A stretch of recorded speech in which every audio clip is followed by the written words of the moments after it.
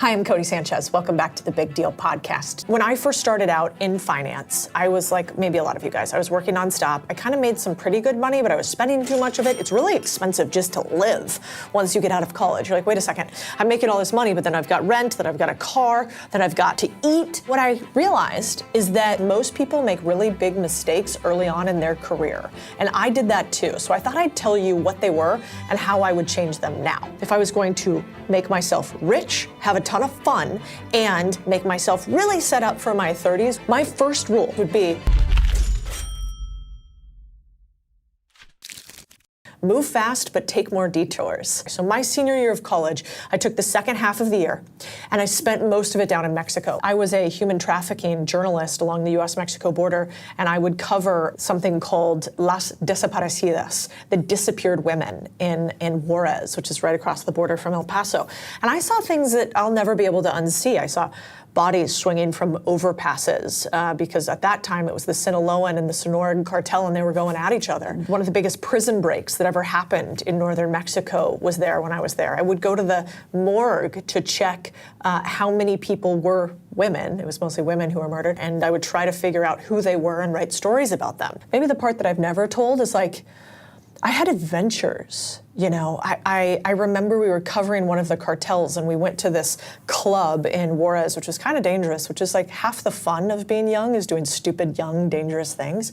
And I remember being in the club, and you knew which cartels were in there by some of the things that they wore, the colors that they wore, and the outfits. But I remember like having a little love story with a guy who was trying to get out of a cartel while he was there, and like dancing to this music. It's called banda, and having this, you know, this moment where I like find out that one of the cartels is going to have like a big violent event. And so we were journalists, so we went and covered it. Why do you want this? Because I eventually got into finance, and I became obsessed with one guy whose name was Jim Rogers. He was the former partner to George Soros. I know not everybody loves him, but he was super, super rich. And at the time that he was with George, they had the top performing hedge fund of all time. But I remember when I was going on my adventures, I read about his.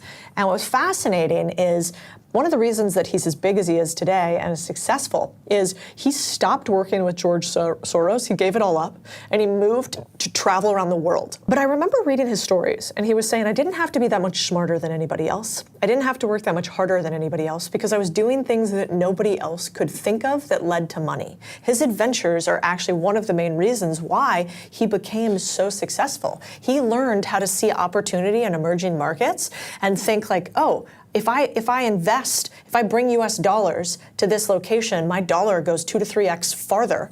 And so if I buy a house or I buy properties or I buy investments, I'm immediately in the money on them, basically. And so he would do this all over the world. And I think today, like half the problem with being young is we have these soulless, terrible jobs where we don't do anything interesting. And then people say it'll be fine. You'll eventually be able to afford a house and have a life you want and it'll be okay. But we sit on TikTok and Instagram all day because it's so much better than the life that we live because we no longer do adventures. We just sit in a fucking corporate cubicle all day under fluorescent lights. And I don't think you need to do that. My first job after being a journalist and covering those war atrocities in Juarez, after that, I went to a company to work in investments.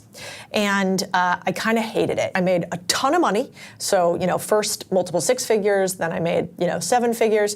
And I was like pretty miserable still, which sounds like a world-class problem, like first-class problem, but that was the truth. And then I realized that I wanted to go back to adventuring. And so I decided that I wanted to build up a business in Latin America. And so I kind of spoke okay Spanish. I got with this company called First Trust, and they didn't have a Latin American business division. And I was like, listen, I do finance stuff in the US. You don't have anybody doing finance stuff in Latin America. What if we pair the two? Let me go and build this business for you. Like, pay me the same amount that you're paying me to do America things, and I'll go do Latin America things. And I built a business that was $1 billion in assets under management. There was this one moment where I sat in the office in Santiago, Chile. It was one of my biggest investors there. My Spanish, again, okay, not great, but we bonded because guess what was behind him? he also had a copy of Jim's book. That was George Soros's partner. His name is Jim Rogers. The reason that this guy ended up giving me my first tens of millions of dollars in investment was because he had been inspired by the same book. And this one man led to a meeting where just about everybody I needed to know in Santiago, Chile, and build my almost $1 billion in assets under management business, I was connected to through him. Santiago, Chile is actually like all the wealth is super concentrated. So one man, a mutual love of adventure, something a little interesting, led to a giant business. Those people today who tell you that you can't have fun and you can't adventure while you're working are totally fucking full of it. You know, I hiked the mountains of Patagonia by myself, one called Torres del Paine. It's beautiful. And I remember at that time I was like kind of going through heartbreak. I don't know if that ever has happened to you guys, but you know, my heart was broken. I was having a really hard time. So I went on a solo trip down to the edge of the world. And I'm by myself. It's one of the last days of the season before it gets really, really cold there. And I'm in this converted hotel that looks like an apocalyptic bunker. It was so cool. There happened to be flamingos, which is amazing in Patagonia. They have these flamingos that, you know, fly over these like glacial lakes. It's almost eerie. It feels like another world. And so I go on this hike by myself. Everybody else is couples, and I'm like sitting by myself in the evening. We're getting ready to go hike the main mountain, Torre del Paine. And we're hiking and I'm, you know, thinking about things. And I have this moment where I'm really in my head and I think everything is about me. And as we're crossing a bridge, I put my hand on one side of the bridge and the bridge breaks. This is a true story. And I'm carrying a backpack because we're hiking and I got a bunch of shit in it and food and water and whatever. And I've got my hiking poles and I fall off of the side of the bridge. And the bridge has like, you know how bridges have like the pole that holds the handle? Well, thankfully that pole hadn't broken, just the handle had. So I wrap my leg, my knee basically catches on the side of the pole and I'm hanging off the side of the bridge that's like shaking. And, you know, and I remember thinking in that very moment, like, what if this was the end? Like, what if everything ended at that moment? And in that moment, I had the weirdest thought, which is I've lived a pretty fucking cool life. So even if I fall off into this glacial lake all the way down there and I crash on those rocks and it's a total disaster, that's pretty cool. I built a $1 billion business in Latin America. You know, I'd loved somebody, I'd lost somebody, I'd had adventures around the world, like, cool. I don't want to die, that sounds awful, but if I have to, cool. And so I wish somebody else would have told me when I was younger, it is okay to go do wild and crazy fucking things and you do not have to spend your entire life working. In fact, you can intertwine the two. The second lesson I have is I do not want you to stop and ask yourself, is this all that life is? And I'm rather obsessed with this other guy by the name of Jim Simons. Apparently I got a thing for Jims. So Jim is the founder of Renaissance Technologies, like arguably one of the best investors in the world. His flagship fund, it's called Medallion. They basically built these algorithms that made 66% average annual returns every single year, making it like one of the world's most profitable funds ever. What's fascinating about him, though, is before he became a multi-billionaire, he took many detours beforehand. And he talks about how he survived a mudslide going through Latin America, how at one point he was surrounded by a group of teenagers and an angry mob that wanted to kill them. I think the thing that people don't tell you today is, I wonder how many builders are adrenaline junkie seeking adventurers. I don't think you want your life to be planned out and easy. You want excitement and surprise and problems big enough to be worthy of conquering them. And Jim Simon keeps asking himself this question all the time, which is this it? Is this how the rest of my life will be? And he had it all. Like when he decided that he was going to go create his own business. He was at MIT, the university. He had tenure, so super hard to fire, make a lot of money, really hard to get. He had a Harvard University degree. He had mathematical, academic respect, but his life seemed to be too much planned. And so he went on a new adventure. And, you know, I basically made millions off of the fact that I wanted to do adventure and business. So that's what you maybe could consider doing too. The third lesson is called Find the Unripe Bananas. I'll tell you a couple different stories, but the main idea is this. Where is their money hidden in plain sight? So there was a business owner who created a banana empire by buying overly ripe bananas they were all going to throw out. His name was Sam Zamuri, famously known as Sam the Banana Man. Sam basically noticed that big fruit companies were discarding ripe bananas that were too mature to ship across long distances before spoiling. They would just throw them away. So he bought these ripe bananas at a discount, and then he said, what if we were just faster? Like, how could we get them as fast as possible to only the closest cities, like New Orleans, for instance?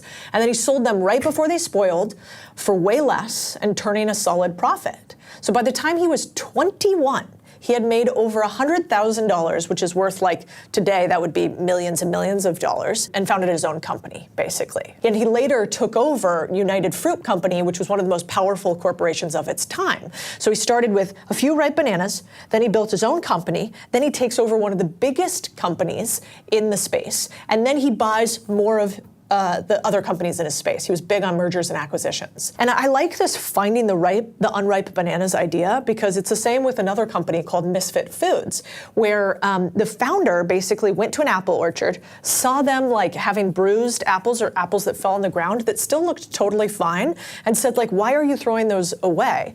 What if instead I bought all of the beaten up, like, weird looking fruit that was still good, and I sold it at a discount in like surprise boxes. And he turned that into a business well worth over 9 figures. I think this idea of adventure leads to opportunity is the underlying of all of this. Would you have found the apples, the bananas, the opportunity if you were behind a seat? No. And so my last lesson for you is, like, do not ever let anyone tell you what you're capable of or that you have to do it their path. Choose your own. When I left Goldman Sachs, my own family said replacing Goldman Sachs, so GS, with CS, Codie Sanchez, was a huge mistake. When I started division in Latin America, a colleague said, you must be a secretary. You're too young to head the region. Another one asked me who I had sex with in order to get the job that I had at that time. And the answer was none of those motherfuckers, that's for sure. Anyway, when I got on social media, one of my partners said, literally, I saved this text, you guys, I can prove it to you. You're dumbing down the firm. I hope you got more likes today. Joke's on you, Dan, because now it's bigger than yours. No, just kidding, but my bank account is bigger than his. And then when I left to start my own media company, a colleague at the company at that time said, well, don't lose my number for when that cute little blog fails, And like, I think he kind of meant well. But I torched that number immediately just on principle alone. When I started a venture capital fund, they said, you're not in Silicon Valley, that'll never work. They said, Austin, Texas, that's not where the deals are. And now we have like one of the top performing venture capital funds in all of the 2022 vintage, which means for that year.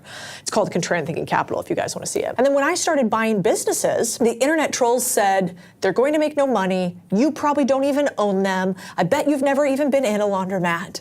Like, you can't win with these people. When I started our academy to teach people how to sell, buy, and grow businesses, a bunch of ex-Wall Streeters that I used to work with said, this will never work. Normal people can't buy businesses.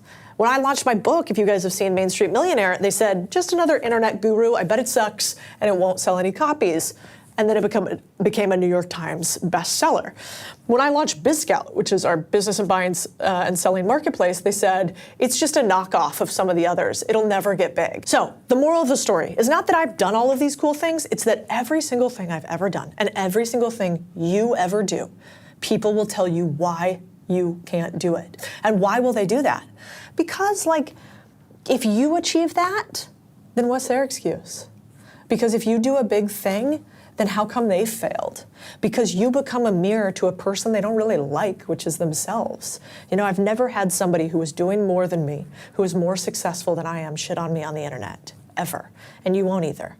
So ignore the haters, because the truth is, you have to trust you, not any other who. Your biggest mistakes will not be a how or a what, but a who. If I could go back and do anything differently, it would be, 1, I got married too young and with reservations. I wouldn't do that again. And 2, I felt like that was the path I had to follow because everybody else did. And so more than anything else, I think what you should probably try to go do is get into some more fucking trouble. The other day, somebody asked me what they should do to create content like I do and how to go viral on the internet. And I thought about it for a second. And I was like, my first viral piece of content, you guys, was about a laundromat I bought that was kind of like a piece of shit, but how I made money on it anyways.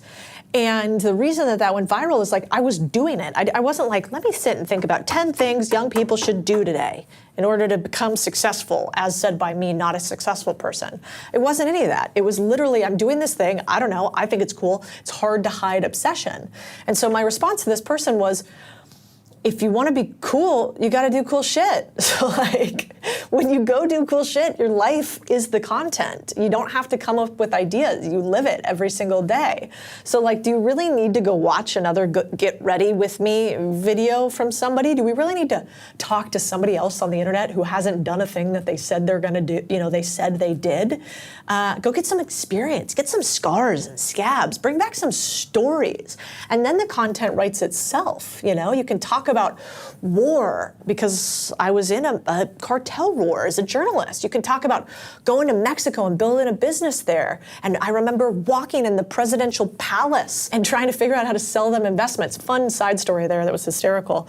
At the time, I was like down a walkway. This is in Mexico City, and if you've ever been to the presidential palace there, it's just stunning. It's in the middle of, it's called the Zocalo. And I'm walking down the thing. I think I'm going to meet with one of the heads of the Treasury Department there, and trying to get them to let us invest some of their money. And I'm bringing one of my super Midwestern principals of the company. So he's the one that invests the money. I was the one building out the business and selling the investments. And if you look on the wall, as we're walking past, there's all these photos of former Mexican presidents. And this poor guy, when I was like, oh my gosh, he's like, man, they don't really look like Mexicans, do they? And I was like, Jesus, because they're very Spanish looking as opposed to indigeno, which is another way to say like more indigenous looking. And I remember in that moment thinking, this guy who was like, I don't know, he must have been 65 years old. He has traveled so lightly upon the world. He has not had adventures. He doesn't know what it's like really on the ground in some place like Mexico. And so he makes a silly comment because he had never really seen, even though he had all the money in the world, he had probably locked himself up in fancy resorts in Cabo and all-inclusives and never really seen anything. And those little stories, like the time that I almost got kicked out of the Mexican stock exchange, and I had an entire business there that was reliant on me being able to have my investments on the Mexican stock exchange. If they would have kicked us out, I would have been out of a job and out of money. And so I remember it happened because BlackRock, they bought my biggest client, one of the Afores. Those are one of the pensions down there. And so BlackRock bought my biggest client, who is called Banamex. I have this amazing friend of mine, Rodrigo, down there. We did a bunch of business together, and I lost $100 million client because they literally bought that entire business and then replaced my First Trust investments with their iShares BlackRock investments and got rid of my entire business overnight. And so these adventures led to a place where today, when something goes wrong in business, when something doesn't work out, when we've got a new opportunity, I can go, that's cool. Because you know what the thing is about problems? When you find problems, that's where all the profit is. And so young people today, if you're listening, and if young Cody was listening, I would say, go and adventure some more. Make some big, huge mistakes. Trust you instead of another who. Never settle for a life where you get to say, is this hit? And don't believe that you have to do some traditional career path in order to make a ton of money. If I'm nothing else, I could be an example for you of why that is not necessary. All right, guys, if you liked this episode, let me know. It's kind of just me talking to you more from the heart. Like I wish somebody had talked to me when I was young and trying to figure things out. Or even if I was older and before I figured it out. If you liked this episode, you might want to go back to another one I did called Why Top 1% of Earners Don't Stay in Their Hometowns. And the reason why is because it might push you to go shake up life a little bit, and then you can grab it. If you aren't subscribed right now, what are we doing? I thought we were buddies. Hit that subscribe button. I want to see you next week. Every single time you subscribe, it means we get to get better guests for you. It means we get to talk about the subjects that you care about. Put down in the comments what you want me to cover next. I read every single one of them because this is the Big Deal podcast, and you are a big deal to me. Hey guys, if you've ever thought about buying a business, we've built what I think is the best acquisitions and business buying community and education curriculum in the world. If you've ever thought about wanting to buy or own a business, or if you want to add more businesses to the mix, it's called the Contrarian Community.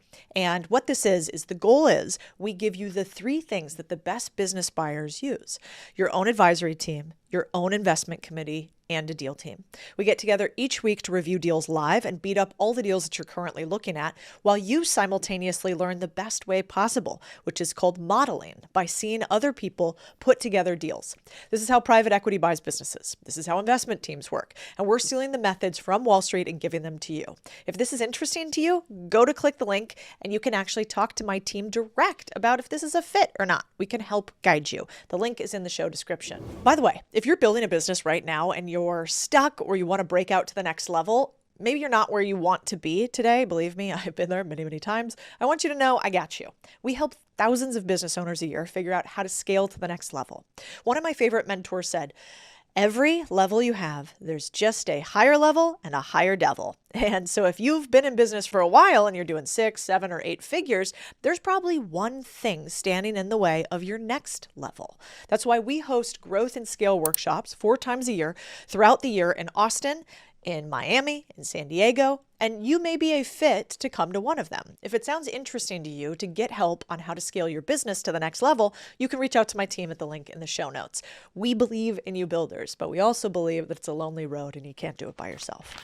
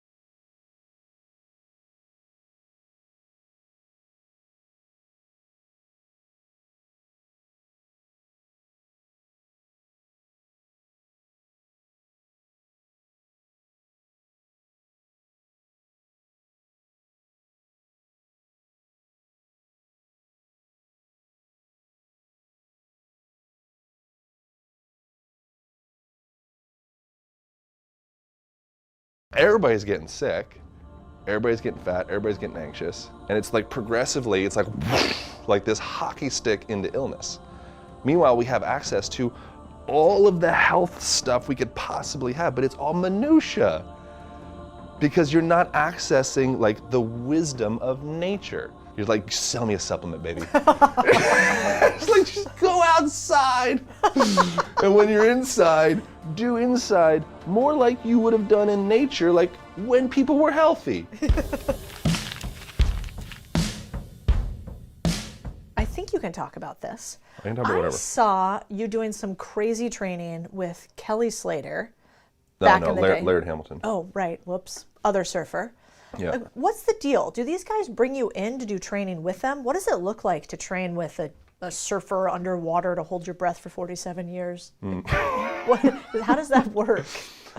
So Laird was just like mutual connections, and I was working with Aaron Rodgers at the time.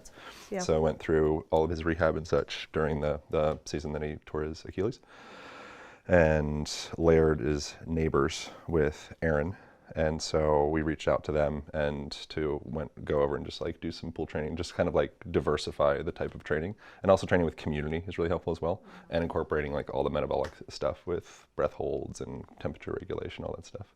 But these guys are pro athletes. They ostensibly know how to work out. Yeah. What do you bring to the equation? Because you do some crazy shit that I've seen on the internet. Like, what are you getting them to do that they're not doing previously? I think, I would have like a BS joking response first, but going past that, I think probably just diversity. The main thing that I specialize in, which I don't really talk about so much, is bodywork, manual therapy. Rolfing, structural integration, is something that, I don't know, probably nobody really knows what that is exactly. It's a type of manual therapy or bodywork that focuses on fascia or connective tissue, and also specializes or focuses on the integration of the body. So traditional massage therapy is oftentimes like effleurage, you're like rubbing all of the tissue. When you're working with fascia specifically, it's kind of more like slow, deep contact, and it's about rehydration of connective tissue and unbinding fascial layers. So a person can get like stuck in their body from sitting around all day long or from doing the same repetitive motions. Those muscle bellies will start to agglomerate, is the term for it, actually like bind together. That becomes dehydrated. You almost get like stuck in your movement patterns. My specialty would be unbinding those patterns and then integrating that with movement. So first you do the bodywork stuff, and I do a combination of like, you've seen me do like acro yoga and a bunch of weird stuff, and then the manual techniques, and then integrating that with movement. And the movement's what kind of like, it's like pressing save on the file. So if you just get a massage and you come out and you're all like loose and you feel great, that's lovely, but then you typically will just go back to the same patterns afterwards. And so reteaching a person new movement patterns so that doesn't come back. And then the next layer would be going in and checking out a person's home, checking out a person's work life. Like, how do you actually engage with your body for the other 85% of the day? Because your training is a very minuscule part of your actual like movement experience or movement practice throughout the day. That's fascinating. Yeah, so like a holistic lens on movement and training. What is Rolfing exactly? That sounds kind of painful. Does that hurt? Yeah. Rolfing comes from a gal called Ida P. Rolf. It's kind of in like a similar vein or family as osteopathy. And naturally. Yeah, right. And so if you've heard of fascia, which has become like a popular term in the last, decade or so, with trainers and yogis and stuff like that, that was kind of like she set a lot of the foundation and groundwork for people to start really investigating fascia. And so fascia is this infinitely complex connective tissue that's binding all of your organs and your parts and all the structures in your body. It's like the communication network for your whole entire body, and it works specifically with that network. Interesting. Yeah. And so if somebody is in pain, in particular because of like a muscle movement or, like you said, too much repetitive action, then they would come and first you would sort of dig into them with this Rolfing technique. Maybe. And then you would do, First, I would probably look at their breath. So I did private practice working with clients, and specifically manual therapy for like 15 years. And then that kind of shifted into the podcast and, other stuff, social media and online programs and all that. But when I was specifically like all day, I'd see like, 4 to 6 clients a day. And that was kind of like my game. And so anytime someone would come in, I would watch how it's a little creepy, but I'd like watch how they would get out of the car. I'd watch how they walk in. So I would like observe their movement and their patterns and their breathing and all that stuff before they would actually see me, because now they like know that I'm like analyzing. Yeah. So one of the big things is, breath is like the foundation of everything. So if you are feeling stressed out, chronically, if you're feeling, if like sleep is challenging for you, if you're chronically having like tense muscles, hypertonicity, your breathing is going to be the foundation for regulating all those systems. And so if a person is chronically like stuck in an inhalation, like, you know, that's like what happens when you get surprised or you get scared. You have a full exhalation. Like even just doing that now, like, you know, going into an interview or something like that, a really beautiful thing for you to do is emphasize your exhalation. Also slow down your pacing of your words. You know, you can even like, that will start to just naturally start, your voice will start to get a little bit deeper. You know, and so your vocal cords, it's all a tonicity thing. So if your vocal cords are really tight, you start talking like this, you start going really fast. If you slow things down, it's kind of like a bottom-up approach at augmenting the way that you feel, modulating your state, you know, changing your state, Tony Robbins stuff.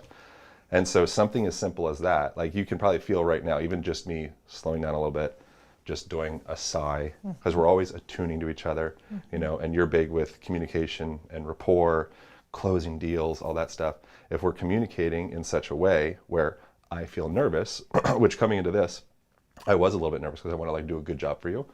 And so in that, previous to that little bookmarked moment where I exhaled, I could observe myself being a little bit, talking a little bit faster, my voice probably even a little bit higher. Just that simple exhale. That does feel nice. And a pause. And even like a breath hold. You know, all of that, what's happening when you exhale, it's actually causing your diaphragm to raise up, and it's causing the blood vessels in and around your heart to get a little bit smaller, which causes your heart rate to slow down. It's called sinus respiratory arrhythmia is the fancy term for it, but it sends a signal into your blood vessels in your brain, say, okay, let's slow things down a little bit. So actually it's that parasympathetic side of the nervous system. So if a person is coming in and they're tight and their traps are tight and their jaw's tight and their hands tight and all that stuff, for you to just go in and start like banging away, chipping away at their shoulders, it's fine, it will have effect, but it wouldn't have as global of an effect as if you just first started coming in and just worked with their breath. So do some ribcage stuff. You could even just work with a person. You can conduct really good therapy, like manual therapy, just through language, just through communication. Because if I communicate in such a way, it will affect your nervous system. If your nervous system is affected, then the tone of your muscles and your connective tissue is also affected. That's so interesting because there's this study that we reference a lot about how unders and overperformers have sort of an unbalanced impact on people. And so if you're around top performers, top 10% performers in any company, those top performers can increase your performance by about 15%. If you're around underperformers, they actually decrease your performance by about 30%. So I always thought about it more as a execution of job activity, but it's really interesting that it could even just be, like you said, you're influenced even by the way that you breathe and how fast you talk, and that nervous energy kind of transfers. Do you find that to be true? For sure. And also I wonder within, you would know more about this than I would, but I wonder within a company, just having 100% like overperformers, I wonder if that's almost imbalanced in and of itself, where it's nice to have like a jester around, or someone's like, they're just a silly bitch, and they lighten the vibe and they bring happiness and joy and connection and this like familial tie to the team. So like they mess up every now and again, but they just make everybody feel so good. Yeah, we've got a personality hire. She's also good, but her name's Lindsay. And she self-proclaims herself to be a personality hire. It's an important thing. Yeah, she was dancing in my office the other night at 8:30 at night. I'm like, the fuck is wrong with you? But we all smiled. And you're right. I think it's really interesting. So even as like a member of a team, you could bring sort of different energy to the team and probably be highly valued from that too. Yeah, and it would affect the direction of the company. You know, so if the company is just about the bottom line and the ROI and the numbers, it's cool. You'll get, you know, money and assets, you'll acquire things, but ultimately that probably won't lead to like a higher quality of life to the same degree of like, I enjoyed every step of the process and I died with $100 million, but I enjoyed the whole process. Totally. Compared to I was just grinding through my life. I've got $100 million. I don't have any friends. I've missed it. And now I'm on my deathbed and I'm like, holy crap, what am I going to do with all this paper? Yeah, exactly. Like, come on. Got a lot of paper. Look at a lot of paper around. I'm going to start calling money paper from now on like that.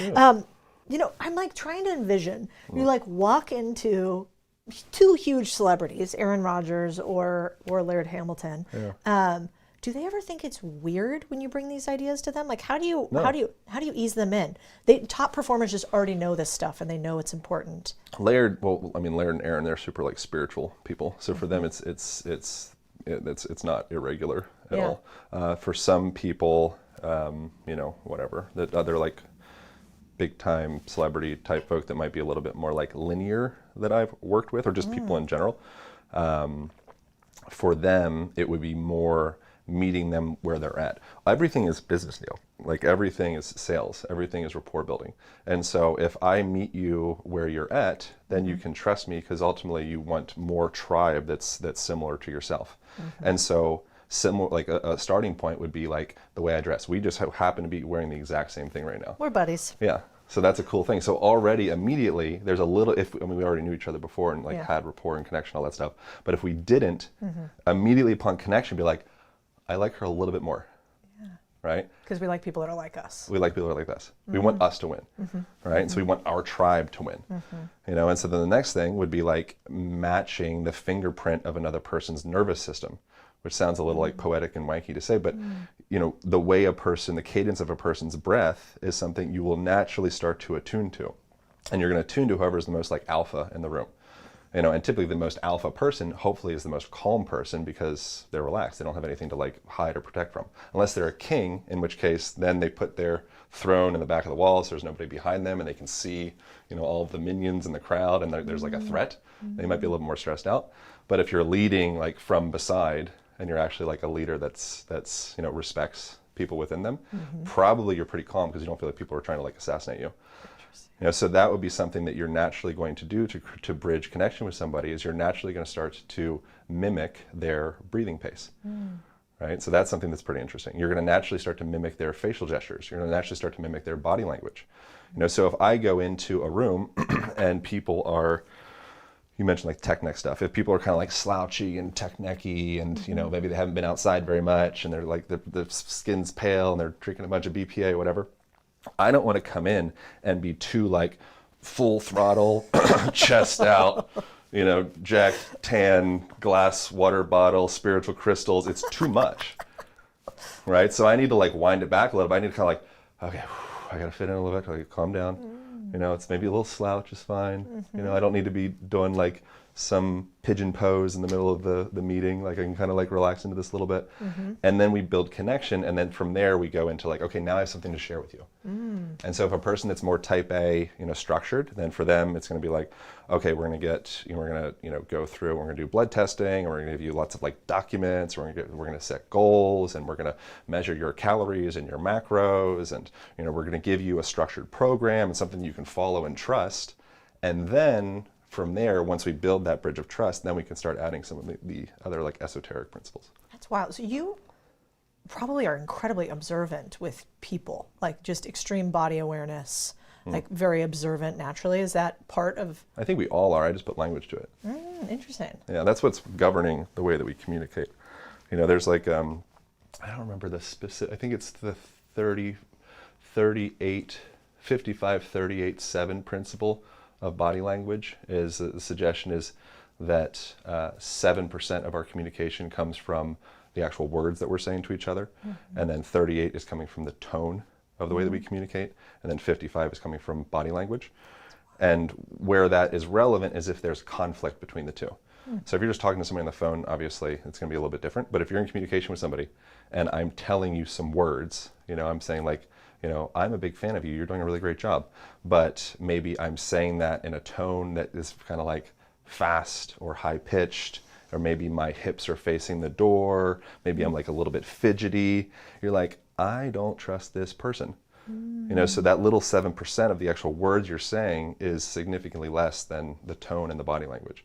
And so then it gets into like, if you want to be successful in your business or your closing of deals, for you to have the capacity to have the flexibility and range of motion with your facial gestures and with your body language and with the movement of communication, that will allow you to adapt to a broader set of environments. Whereas if you're stuck in your body, you have one mode, you're good for somebody and some group of people, but you're not good for everybody, which is valuable. If you want to be like a gear that's really good at a thing, which some people are, and that's perfect, that's great. But if you want to be able to walk in 25 different rooms and be able to kind of make deep connection with quickness in those, it'd be helpful for you to probably explore things like dance, you know, or like work out, or get yourself healthy so you have a broader range of motion of the way that you can communicate. I never thought about it that way. Speaking of which, like, let's say that you're a young dude, you want to project confidence to women, you want to engage with them confidently. What body language do you put out there? What would you tell them to do? Relax. So people like to be around people that make them feel good, right? So if you can make people laugh, or not make people laugh, if you can open up, you know, the potential for laughter or whatever, I don't know, it'd be a little weird, sadistic to like make somebody laugh. But if you can open up laughter and lightheartedness, like that's obviously going to be helpful, but that's something that's a little bit, you know, harder to like teach. Something that's really, really easy to teach is just chill. You know, so if you go into a place and people were stressed out, they're feeling anxious, they're worried about whatever the thing is, and for like whatever it is, just whenever Bobby comes in, everybody just like calms down a little bit. You know, so for a woman, what a woman generally wants, and what anybody wants, but I think women probably even lean higher in this, is safety. You know, so a woman wants to be able to trust, and she wants to be able to feel safe. She wants to be able to, like, she can put her guard down. Women are like prey animals in a city. You know, like I would imagine walking around a city and being as like a semi-attractive woman, you just have the sensation of everybody wants to eat me. You know, so guys want to eat daily, actually. Yeah.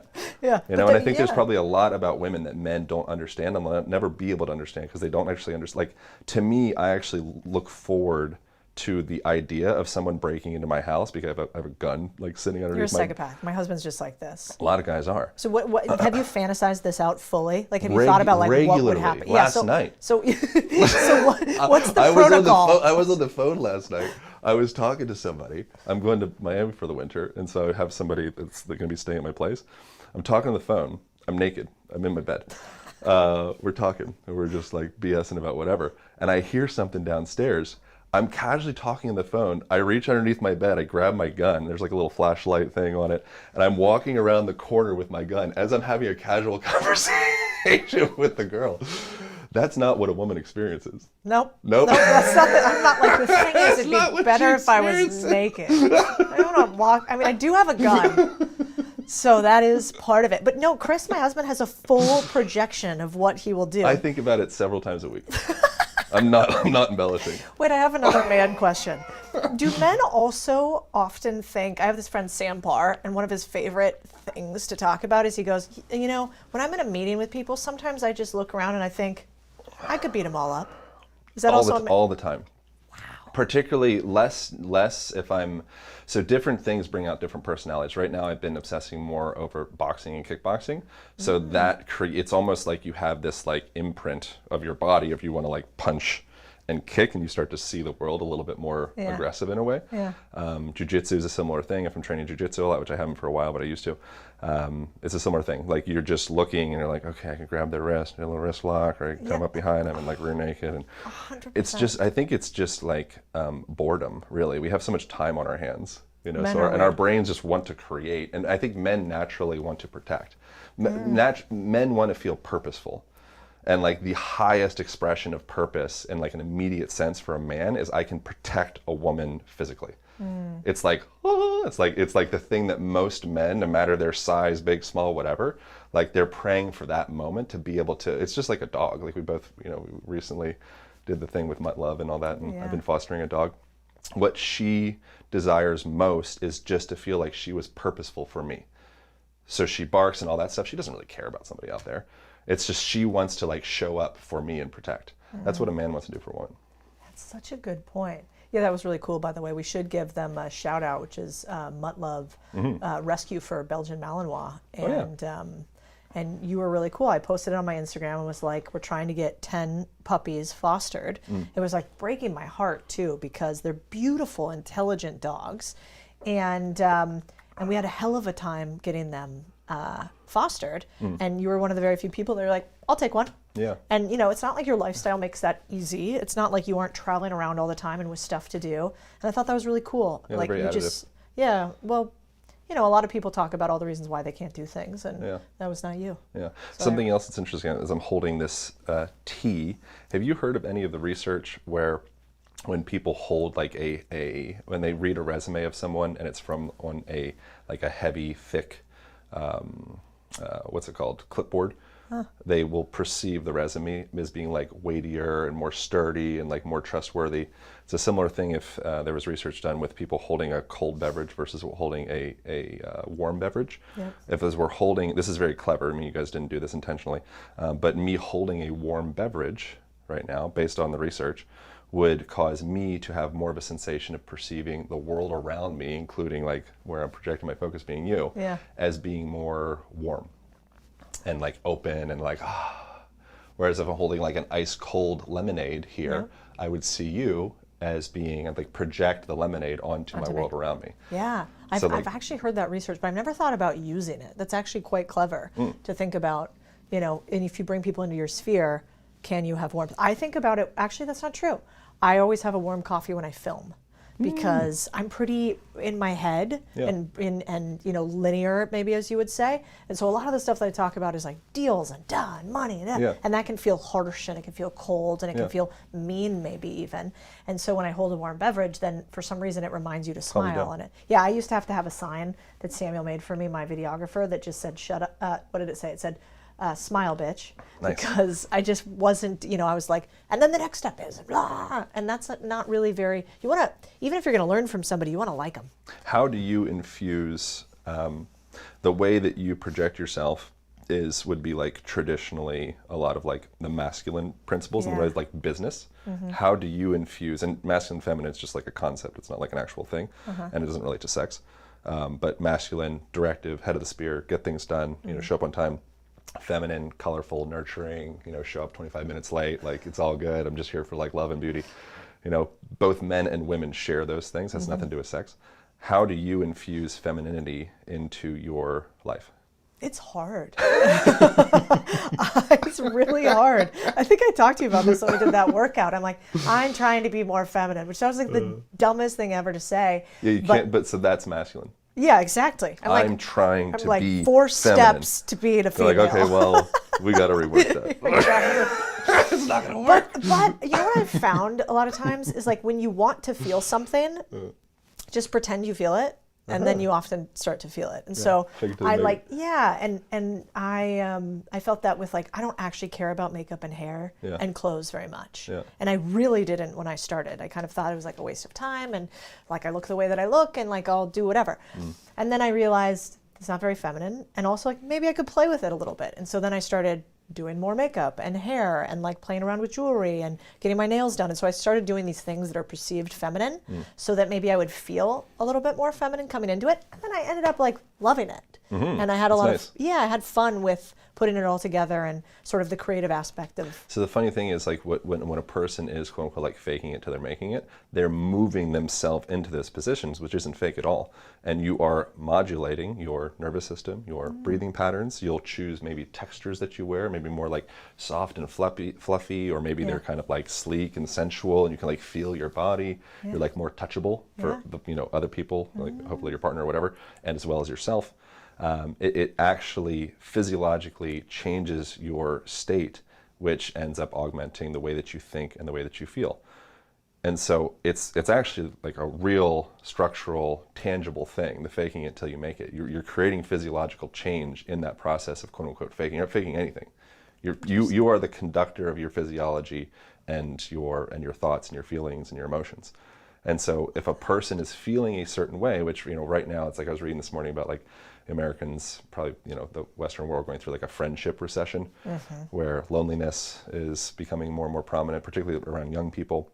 And, depression is on the rise and anxiety. And I think a lot of this is a lot of people are quietly suffering because I would presume, this is my experience with quietly suffering, is you don't want to project I'm actually feeling lonely. I feel like a loser. I feel disconnected. I feel unlovable. I feel any of these things because you have an internalized fear that that's actually going to make you be like a social pariah. So you have to front and pretend like you have your shit together.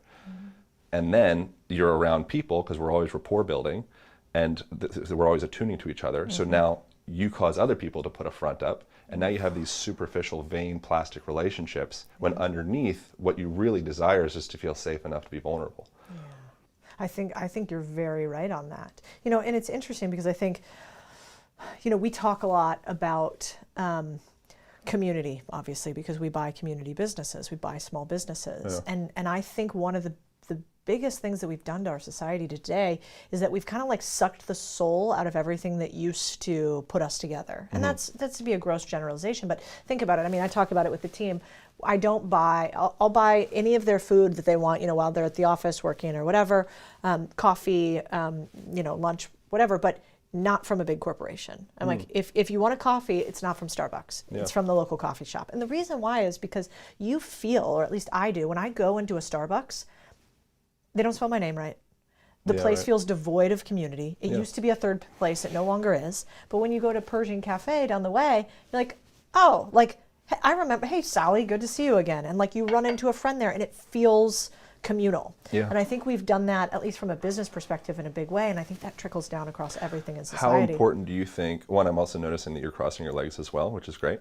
Do you do this anyway? I do this all the time. Oh, good. It's so much better for your health. Is it really? So much. Because I just find it much more comfortable.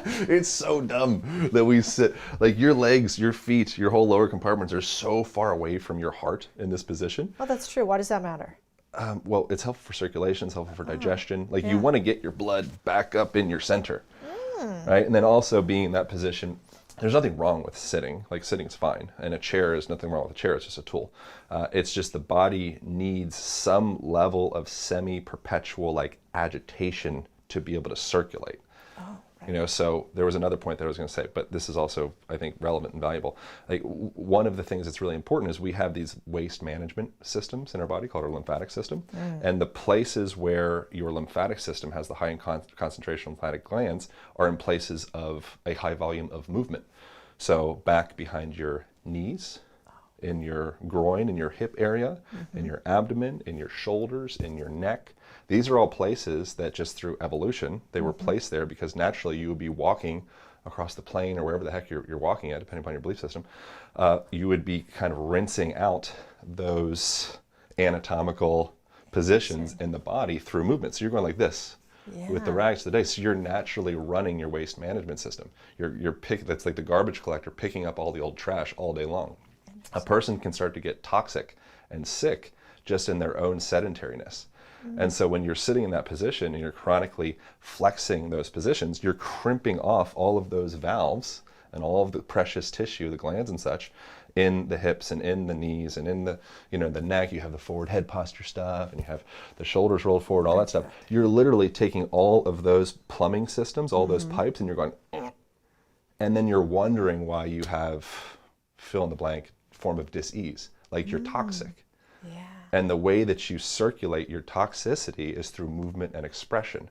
So expression could be by becoming a more expressive person and communicating like they do in Italy or Spain or you know anywhere in Latin America. They are actually cleaning themselves in their communication and their connection. I've never thought about it that way. It's really important. That makes all the sense in the world. I've started getting lymphatic massages. Really enjoying it. You don't need a lymphatic massage. You can literally just like do it yourself. go take a dance class. Wow. Yeah, and the nice thing, if people are interested, I just posted a video on my YouTube channel with a guy called Perry Nicholson, where it's called It's just Aaron Alexander at YouTube. The YouTube's Align podcast. Oh yeah, Align podcast. But one of the clips we posted, it's like a 7-minute clip or so. Perry Nicholson, he's like the OG in lymphatic massage. One of the most important videos I think a person can watch. He calls it the Big Six, and he takes people through this really simple lymphatic drainage exercise.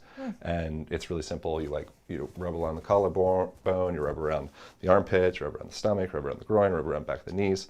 And you kind of shake yourself up a little bit. It takes like 5 minutes. I'd highly recommend starting a little practice like that because it opens up those channels for your body to be able to circulate. How often do you do that? You can do it every day. Every day. Yeah. And it's also just nice having physical touch with yourself as well. People are very touch deprived, which is a whole nother conversation. There's a woman, so in my book, The Align Method, which I brought a copy Yes. for, one of the chapters is all around the value of touch. And there's research that I included in there from, it was in the University of Miami, I believe. And the woman, Dr. Tiffany Field, she wrote a book called Touch. That's interesting if you want to go deeper into that. One of the things that she included in there was they did research with premature babies that were in incubators. And traditionally, the lens would be, don't touch them. They got to keep it sterile. You don't want to get sick.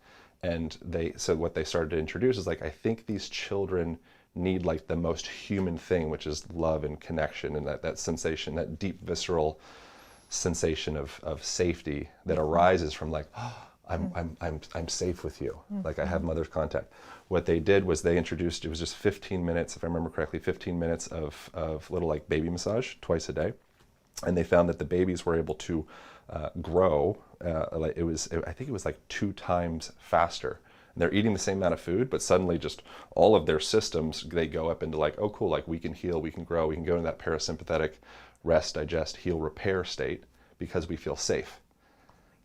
And so if you're a person that's banging away on your computer, trying to make lots of Bitcoin or whatever, and you're just home in your house, like untouched by anything, like your only physical contact is on the cold, hard, sad stool that you're sitting in front of your cold, hard, sad laptop. And it's just flat, and it's banal, and it's empty, and it's just numbers.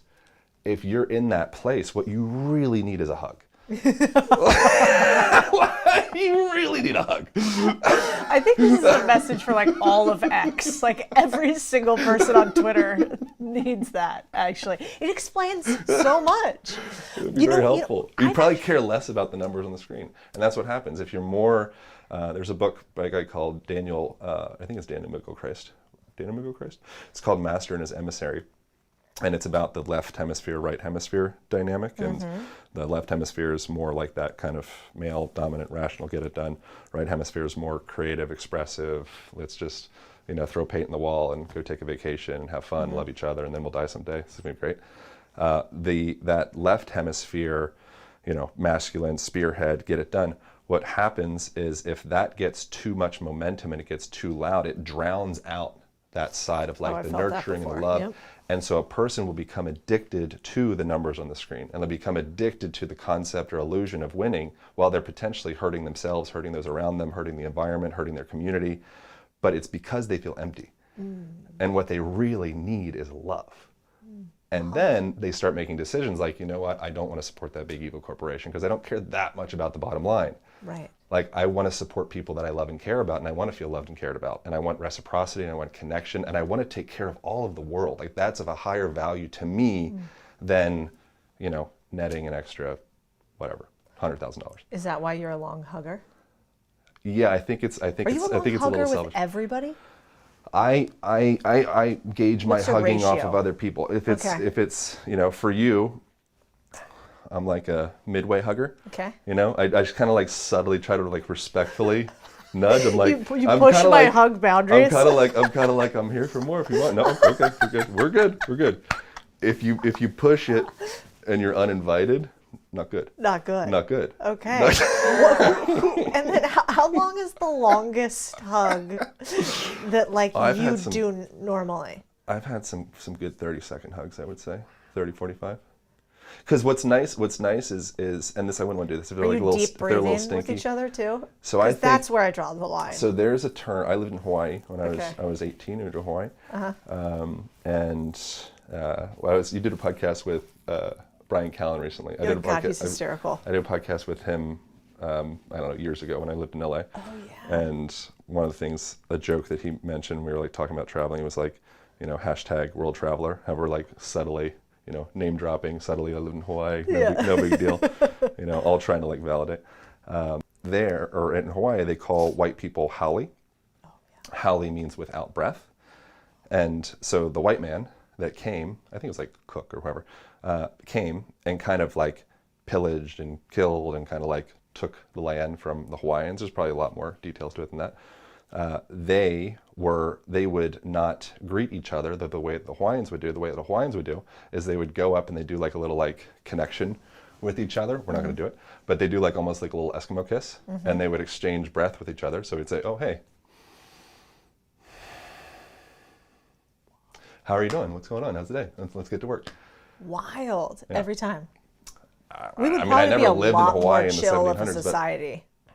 yeah, if we did it would be a much deeper form of connection. Whereas now the handshake, from what I understand, I think handshake is like checking to see if there's like a weapon, which is pretty antiquated, unless you're in Texas. That's normal. Now it makes sense. So think about that, what that does to a culture. Interesting. So if you're in a place which is like the Dunbar number, you know, place like less than 400 people or whatever, it allows you to be like, I have a place in, I used to live in Bend, Oregon, and I still have like residents there, and so I'll go up there every now and again.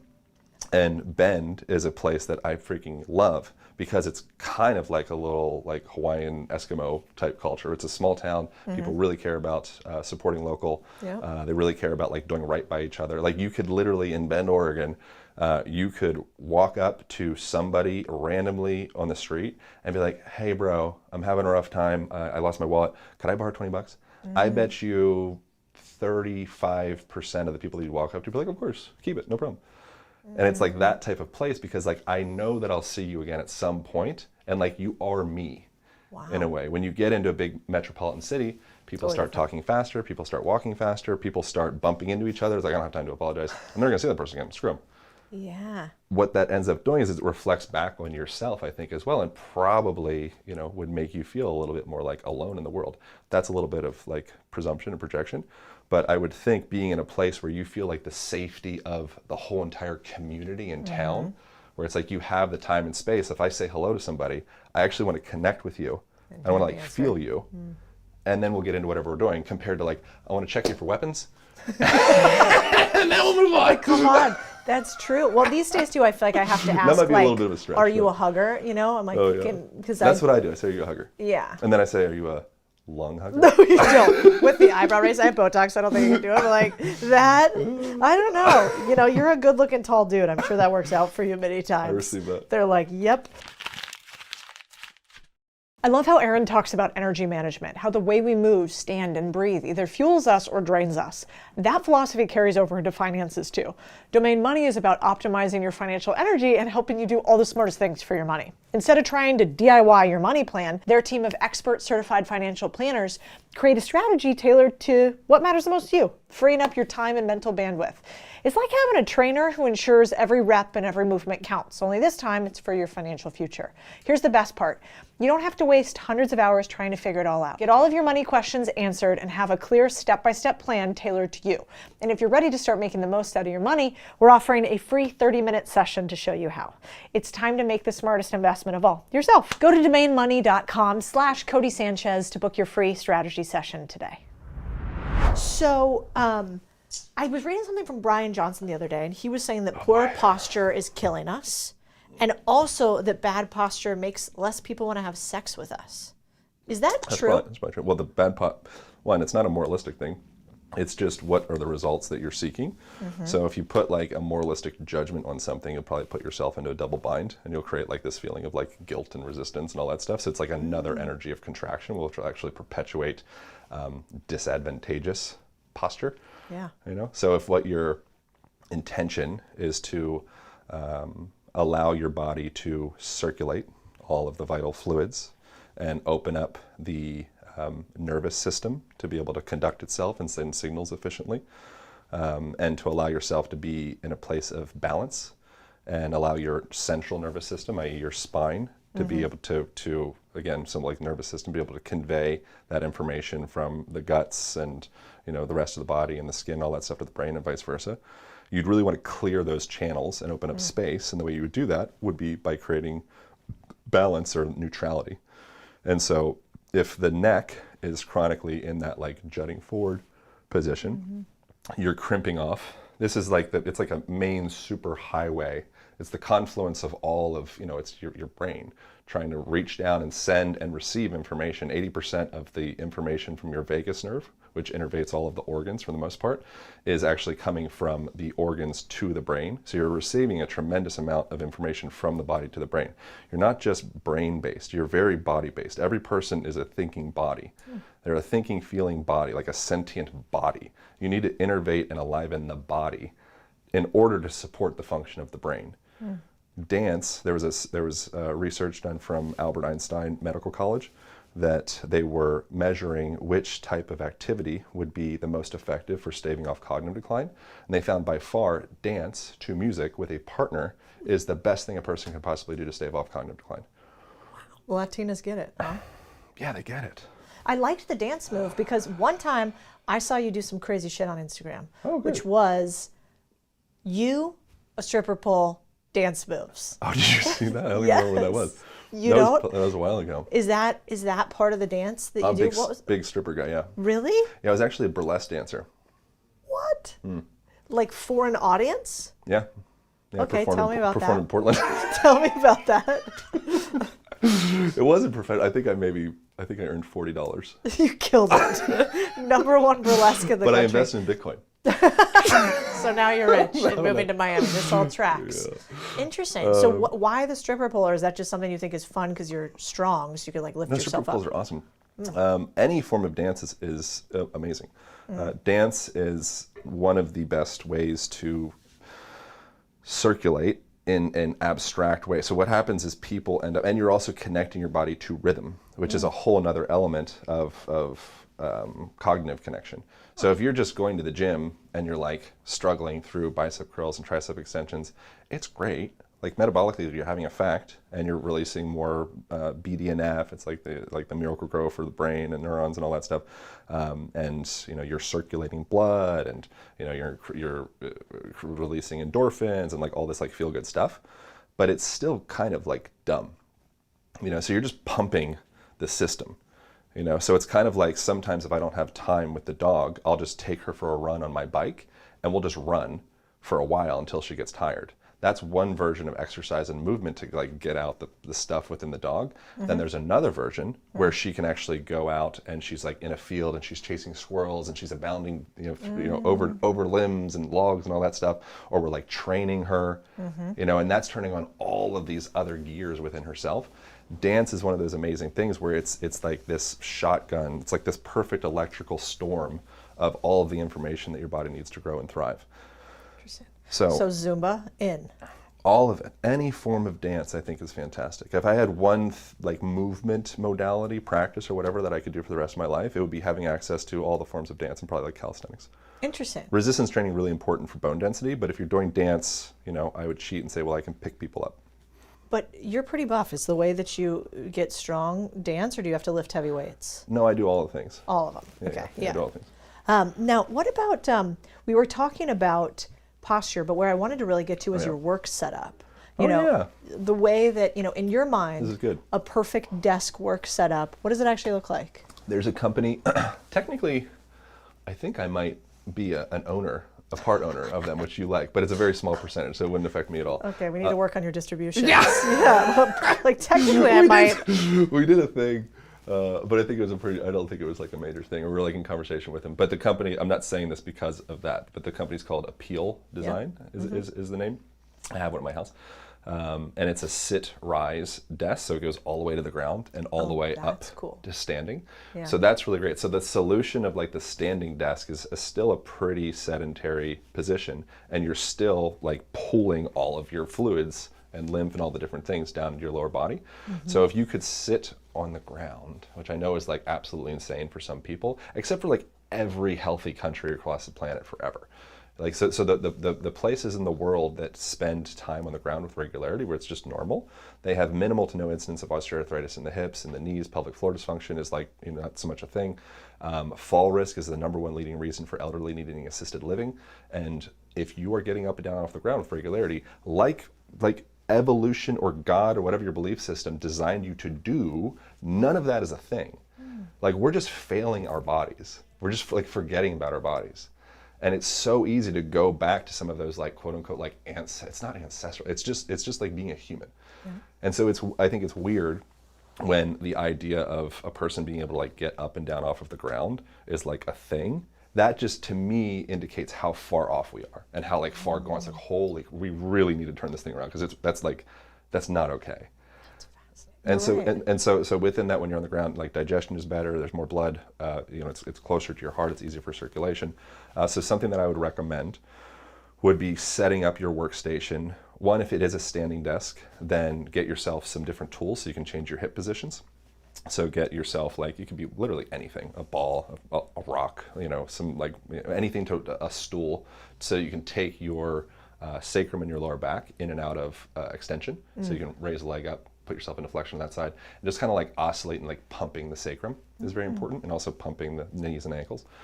If you can get all the way down on the ground, I'd recommend, and I won't go too long in this because it probably gets boring at some point, but I would recommend raising your hips up above the height of the knees. Get yourself like a big floor cushion of some sort, meditation cushion, whatever the thing is. Stack some pillows up. Make sure your hips are up above the height of your knees. So if you put a ball on your thigh, it would roll down toward the knee. If you're doing that, that's going to set the pelvic floor and the lumbar spine up for stability. You can like stack on itself. You want a subtle tilt anteriorly, so you can be on the front of the bones on the bottom of your butt. It's called the ischial tuberosities. So you want to be able to sit, boom, like plug those bones, bam, into the ground. Think of it almost like a socket, like a male end going into the female end of a socket. Those bones are kind of like the two prongs, and the socket is kind of like the ground. And so if I go and I fold my male end of that, I go in and I'm kind of like, oh, I can't get conductivity in there. There's all sorts of like Eastern esoteric stuff that suggests that it's like connects your energy and all that stuff through your body, which is true. It just, I don't think it's so valuable to talk about it in certain rooms. So it's easier to talk about like the structural stuff. But what that's doing is it's balancing your lumbar spine and your lower back, so you can actually hold weight through your shoulders. So ideally, you're practicing a position through a good chunk of the day that if someone put their hands down your shoulders, or you put like a 50-pound weight on your shoulders, you'd be like, no problem. If you're doing that, it's such a massive hack, because now you're starting to turn your like fitness into just who you are. Right? So the way that you think about business, you walk into a tea shop, or you have your, I read your book, so if you have your house cleaner come to your house, just who you are is business. Like who you are is an owner. You've identified with that. It's become a part of who you are, which is why it's like intoxicating to be around you in some ways, because you're like, oh my God, like that energy, like people want that. That's why you're so successful. Yeah. And so what I do, or what I'm attempting to do with anybody that comes in contact, really is like starting to reshape our perception, really very similar to the way you are, of fitness not being a thing that we do, but it's just who you are all the time. So when your house cleaner comes, just who you are as a person, you're like, how can I optimize this? How can we get involved? Is there some way that we can expand this, and like it can be like a mutual win for us? It's just how you see the world. You are like that too. Like I remember when we worked out, I start getting better posture because I see you over here. Good. So I'm like, oh shit, I got to sit up straight too. But sitting up straight can be a problem. Oh no. Because you can add tension in the body. Anyways. Oh, I guess that probably makes sense. Yeah. I probably don't need more of that. We need to make a roadmap, which is why I wrote the book, do the programs, do all the different things, so that a person can realign, reorient their body in such a way that they actually relax into alignment. They relax into success. You're not trying to be successful, you are successful. Interesting. A couple other things that you do that I thought was interesting. It's not just the floor and the movement with your work set up, but you also have some thoughts on inside versus outside. You have some thoughts on like other things that you structure a day that is like healthy for Aaron. Can you talk about some of those? Yeah. I mean, sunlight is like it's like the energy currency for your body. It's what stimulates your mitochondria and stimulates ATP, and is helpful for skin health, and it's helpful for libido, and it's helpful for mood, and it's like you're like plugging the gas pump into your car by just exposing yourself to the frequencies of the sun. There's nothing new agey or spiritual about it at all. It's just science. It's just the way that it is. And even when you're eating food, much of what you're getting from the food is you're getting the energy from the sun in the form of something that you can chew on. But what the hell is an apple doing? all day long for, however long it takes for an apple to become an apple. Like, it's just absorbing through photosynthesis the energy from the sun to turn into this red thing that you consume, that you're pretty much just eating sun. Like, what? Sun and water is what you're eating. Yeah. And, the nutrients from the soil. But what causes that apple to grow, without the sun, it's not going to do anything. So thinking of the sun as actually a tangible, objective, like, nutrient that you're consuming, I think is a really valuable reframe. One of the biggest issues in the world, well, sun against the eyes is really important as well, but allowing your eyes to be able to relax and take in the panorama is incredibly important as well. You've heard, I know you're a fan of Huberman, he's a sweet dude. He's one of the things that I learned from him that is just the reality, is that your eyes are neurological tissue. They're a continuation of your brain. Your whole entire body is just a continuation of the brain. There's no separation, that's all story.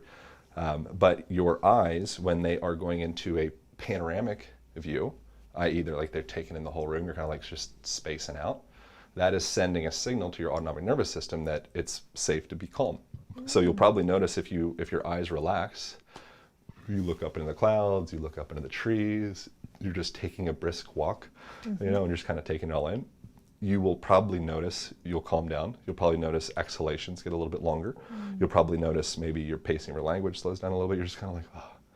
When you're up close and you're looking into a screen, and then you look 5 feet out to a wall, and then you look 8 feet out to a wall, and then you look back to a screen, and then you're getting non-native artificial frequencies from these lights all day long, which is a very small bandwidth of the actual frequency of light that you'd be getting from the sun. Even though it feels bright in here, the actual lumens, it's a measurement of light that's being produced by these guys, is like a minuscule fraction of what you would get even on a cloudy day in the sun. So the amount of energy that you're getting by just being outside is immense. And then also you're allowing the fitness of your visual muscles to be able to go through a full range of motion, which in a way is almost like an exercise or a workout for your nervous system. So if you can oscillate in and out of myopic focused vision into panoramic, that is much like what you would do every time you inhale and exhale. Yeah. When you inhale, it's more sympathetic, you're hyped up a little bit. When you exhale, you're parasympathetic. We go through these oscillations all day long. When you get stuck in myopia, you're stuck in contraction. Muscles in your eyes, ciliary muscles, among other things, they contract in order to refract that light. You're actually contracting muscles in your eyes in order to be able to look at things up close. You're actually relaxing muscles in your eyes in order to be able to take in the whole view. So it's actually muscular contraction. It's like engagement to just be in inside of a room. Fascinating. One of the other things that I didn't realize was that I was looking up studies on how many Americans have chronic knee pain. 40 million Americans have chronic knee pain. My husband actually used one of your programs to help with his knees. Oh, cool. And the pain that he has there. And my dad has I don't know, I think he's had 2 knee replacements, maybe even gone in for a third one for something that went wrong. Talk to us about, first of all, why are Americans' knees so fucked up? And then how would one even start to think about going and fixing that? And I know you have programs that help people with that one of the big things, and so Ben Patrick, who would be great for you to talk to him at some point because he's amazing in the realm of business. He repopularized, thankfully, he wasn't the first one, but brought it into more like common, popular conversation of the value of getting your knees over your toes. So that came from some pretty not great, I was gonna say bunk research, but not great research. It's accurate.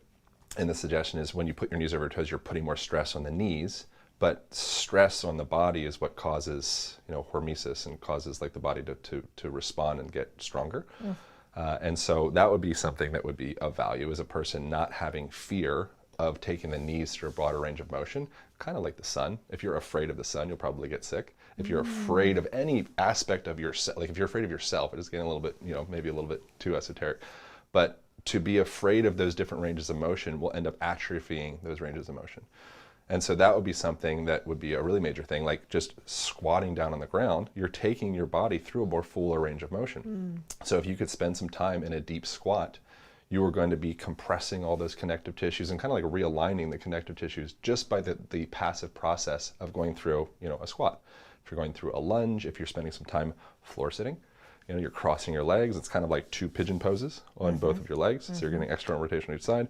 You could go through a 90-90 position. Now you're doing medial rotation on one of the sides and external rotation on the other side, switching the other side.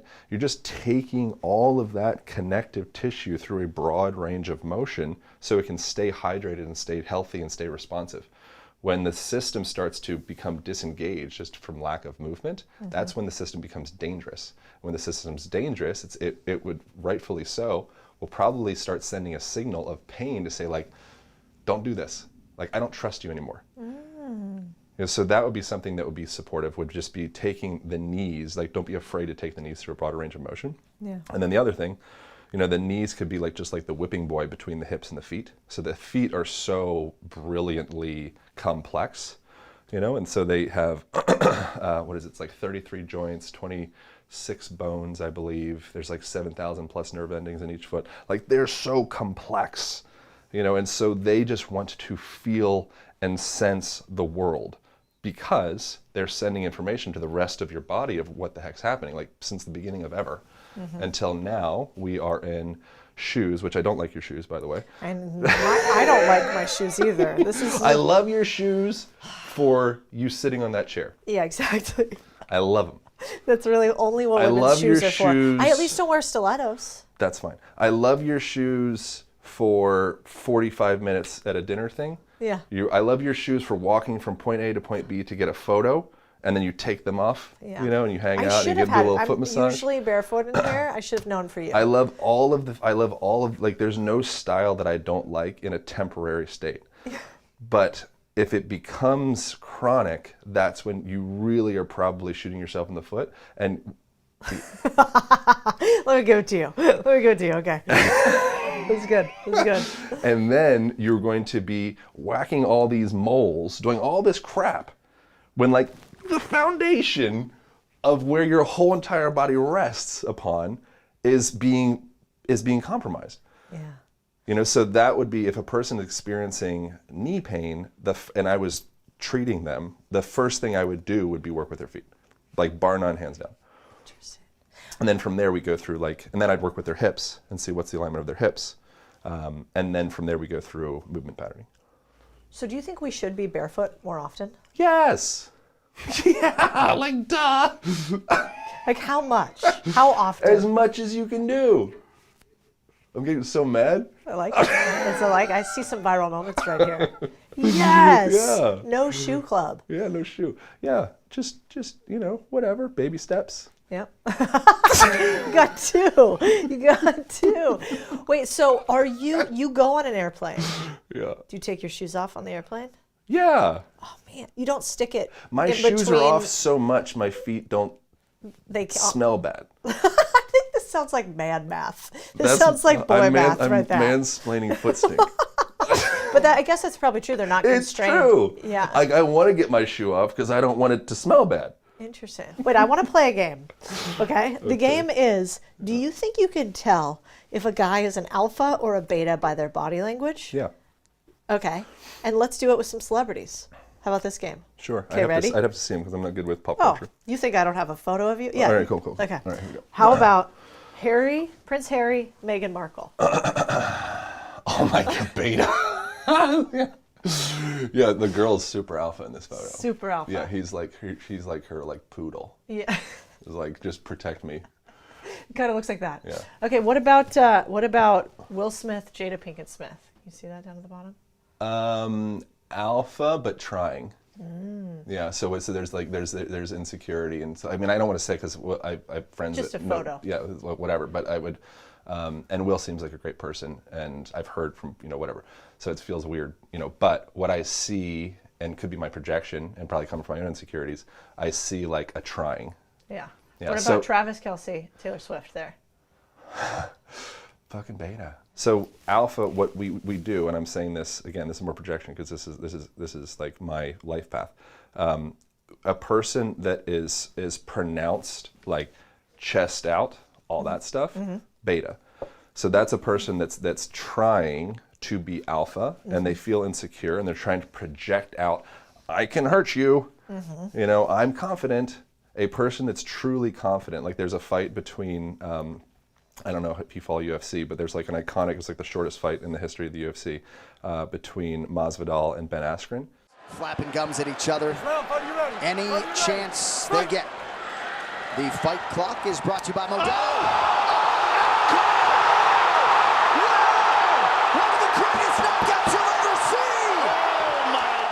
If you look at Masvidal's posture before that, there was no like, you know, Conor McGregor, like machismo, you know, any of that stuff. It was he's sitting back on the cage, hands behind his back, ribs down, shoulders kind of relaxed. He's like actually like well stacked in his body. He's not crunching over like tech neck. He's just stacked and aligned, but relaxed in his body. Bell rings, 3 steps, flying knee into the face, and the fight's over. That's alpha as shit. And so that would be how I would describe like the epitome of alpha posture. Yeah, you know what's interesting, just given how, you know, Chris's background, and like on Sunday we were with a group of, you know, very, as Chris would say, very violent, dangerous men. And what's interesting is they're the nicest. They're the nicest. Yeah. They're the calmest. quietest. Yeah, they don't have anything to prove. They're the calmest. And often, if I wasn't sort of familiar with what to look for, because I've been with Chris for so long now, I would have never known. Yeah, that's alpha. And that... Alpha isn't a triangle. Yeah, it doesn't. But, you know, there were a few moments, like I remember talking to one of the generals, and, you know, and I was asking some intense questions about the Army and what's happening here, and how do we think about this, and why should we have trust in these instances? And he was incredibly kind and calm in a way that I wouldn't have imagined. But I could tell, like, I don't even know what the body movement was, but I could tell there was a movement where he was like, I don't like that question, but proceeded to like very kindly ask. But it was in that moment too, where I was like, oh, don't forget, this motherfucker's tough. You know, he's been through it. And even though he's being very kind and nice, there are like little moments where you can see through. You're like, oh, thankfully society is the way that it is. Yeah, and that's why you can't, it's really hard to like fake stability and safety in a relationship. And that's why oftentimes relationships, I know I'm like going like a tangent, but I think that like a lot of this stuff comes to the surface with like polarity dynamics in a relationship. And it's very hard for a person to like try to be more safe or try to be more stable or try to be more like trustworthy or try like whatever those things, because it's actually an intrinsic nervous system thing. It's like so much deeper for you to have that depth of calmness and ease, that like quiet strength. That just comes from you doing hard shit and you knowing who the fuck you are. And if you don't, because you just, it's not a bad thing. It's not like you are forever beta, or beta is even, you know, beta is really important to have in society. There's no like, you know, right, wrong, bad, good. Without beta, there's no alpha. You know, so it's like even beta is like, it's great. Like play beta every now and again. That would be the ideal situation is, and that's just the reality of most things. Most people are not permanently alpha. They're alpha for a while, and then they're beta for a little bit, and then they're alpha for a while. That would be like a good teammate.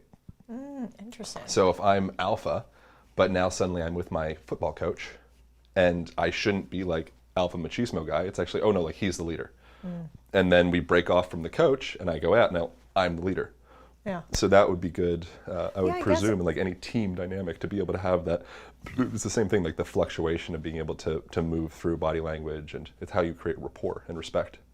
Right, because a beta in some instances might just mean number 2. It might just, it could be an incredibly strong warrior type human, but just in the second position. And a person could be so strong that they're comfortable and confident in the number 2 or number 3 or whatever position, because what I care about is the team. I'm not living this solipsistic life where it's just about me and I have no awareness or consideration of those around me. That's how you lose. And so right now, what does the team need? Oh, the team needs somebody to be funny. Room's too heavy, you know, like I'm gonna start cracking jokes. I'm like, typically, like I could kill people, I can get shit done. Everybody's in this tense place, like I'm gonna be the jester. There's no jester here. Okay, there's just a bunch of jesters here. We need to get our shit together. All right, I'm gonna be the leader, I'm gonna be the alpha, I'm gonna be the head of the spear. Yeah, and because you're a big guy, I've found often you do use jokes to like lighten the load.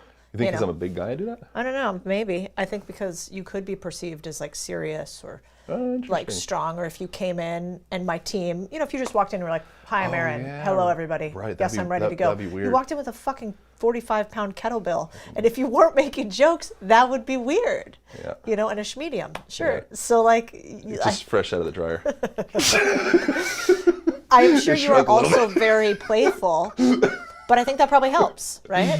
Chris is the Yeah. same way. He laughs a lot, and he's always the funny one. Oh yeah, it's But like he's it's like very the dangerous. It's like the anti-Napoleon complex. It's Uh, like let's lighten up a little bit. Everything's fine. Yeah, that makes a lot of sense. Yeah. I want to talk a little bit about sleep. Like, Okay. you know, I think people today, obviously, we're having a hard time sleeping. That's really common. It happens a lot to women, especially I keep hearing as we get older, it happens to women after we have kids. A lot of my friends that are women that have kids, they're fit, they're healthy in all the ways that you might perceive Yeah. externally if you're normal. But they want that like sleeping beauty, blacked out, can't hear anything, deep kind of sleep. Yeah. And it's escaping them. Like, what do you do to sleep well? Well, again, I'm not the sleep guy, but I talk to a lot of sleep guys, and I'm very interested myself, and I've done a decent amount of research on it, and I sleep okay. Not always though. I mean, sleep for me, the biggest thing that modulates my sleep is how safe I feel in my life and how much certainty I have. When I feel like I have certainty in my life, I sleep like a baby. When things get like lifted off the ground, I'm like, oh my God, what are we gonna do? Or I'm worried about a relationship thing. Relationships are probably the main thing that like causes me to Like mess up my intimate sleep. relationships? Yeah. If there's like that's something which probably like illuminates some kind of like emotional codependency type thing that I have, where it's like my co-regulation with the person that I'm with. If we're like off, Yeah.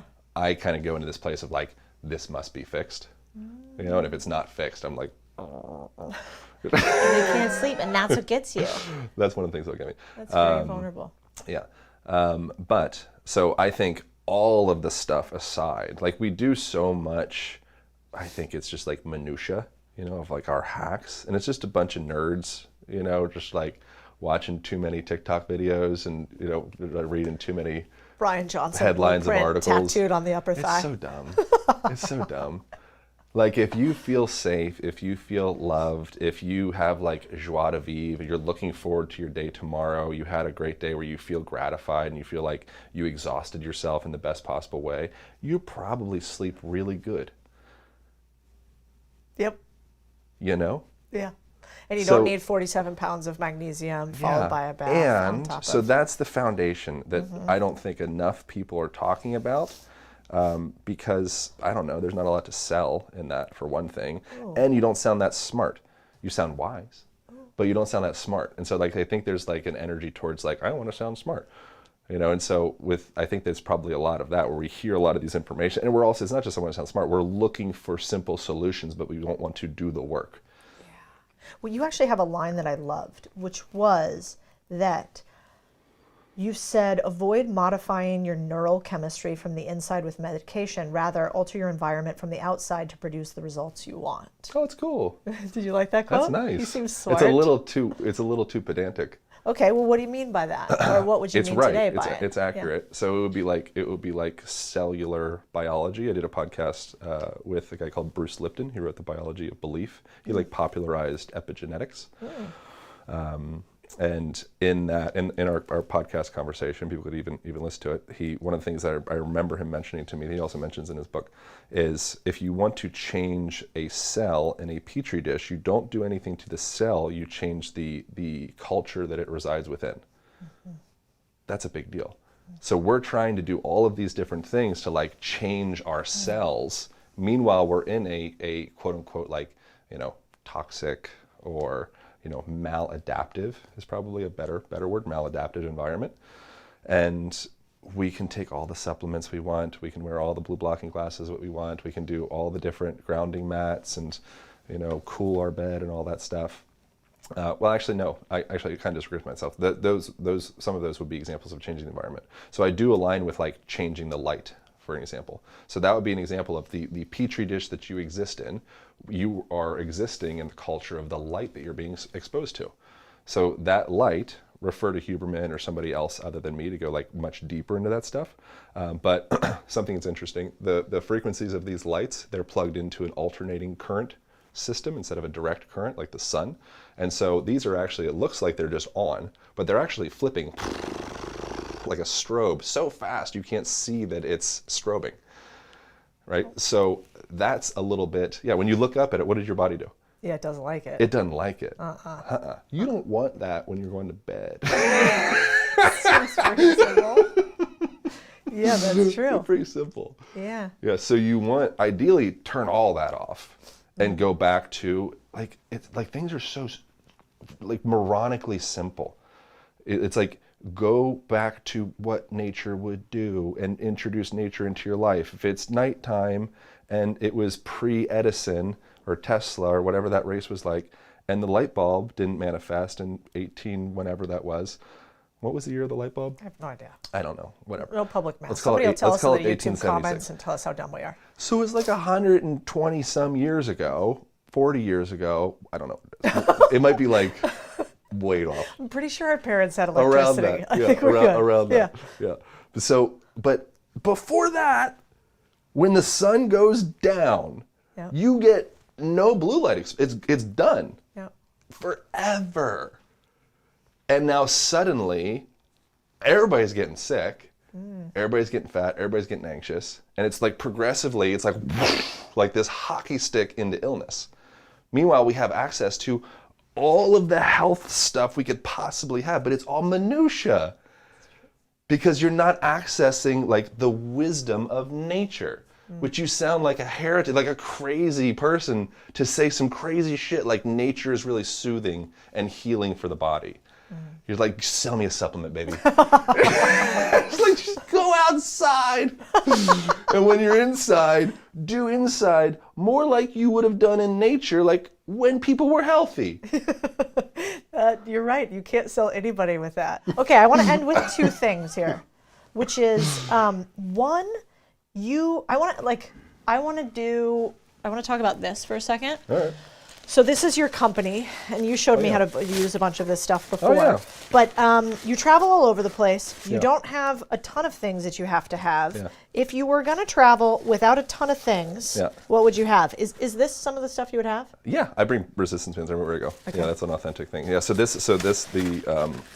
this is the strength kit. So we call Yeah. it strength kit because it just has a bunch of bands. You can do a bunch of different things with it. And with this, what's nice about it has a door anchor, so you can attach the bands to the door anchor very simply, and then you would plug the door or plug the anchor up to the door.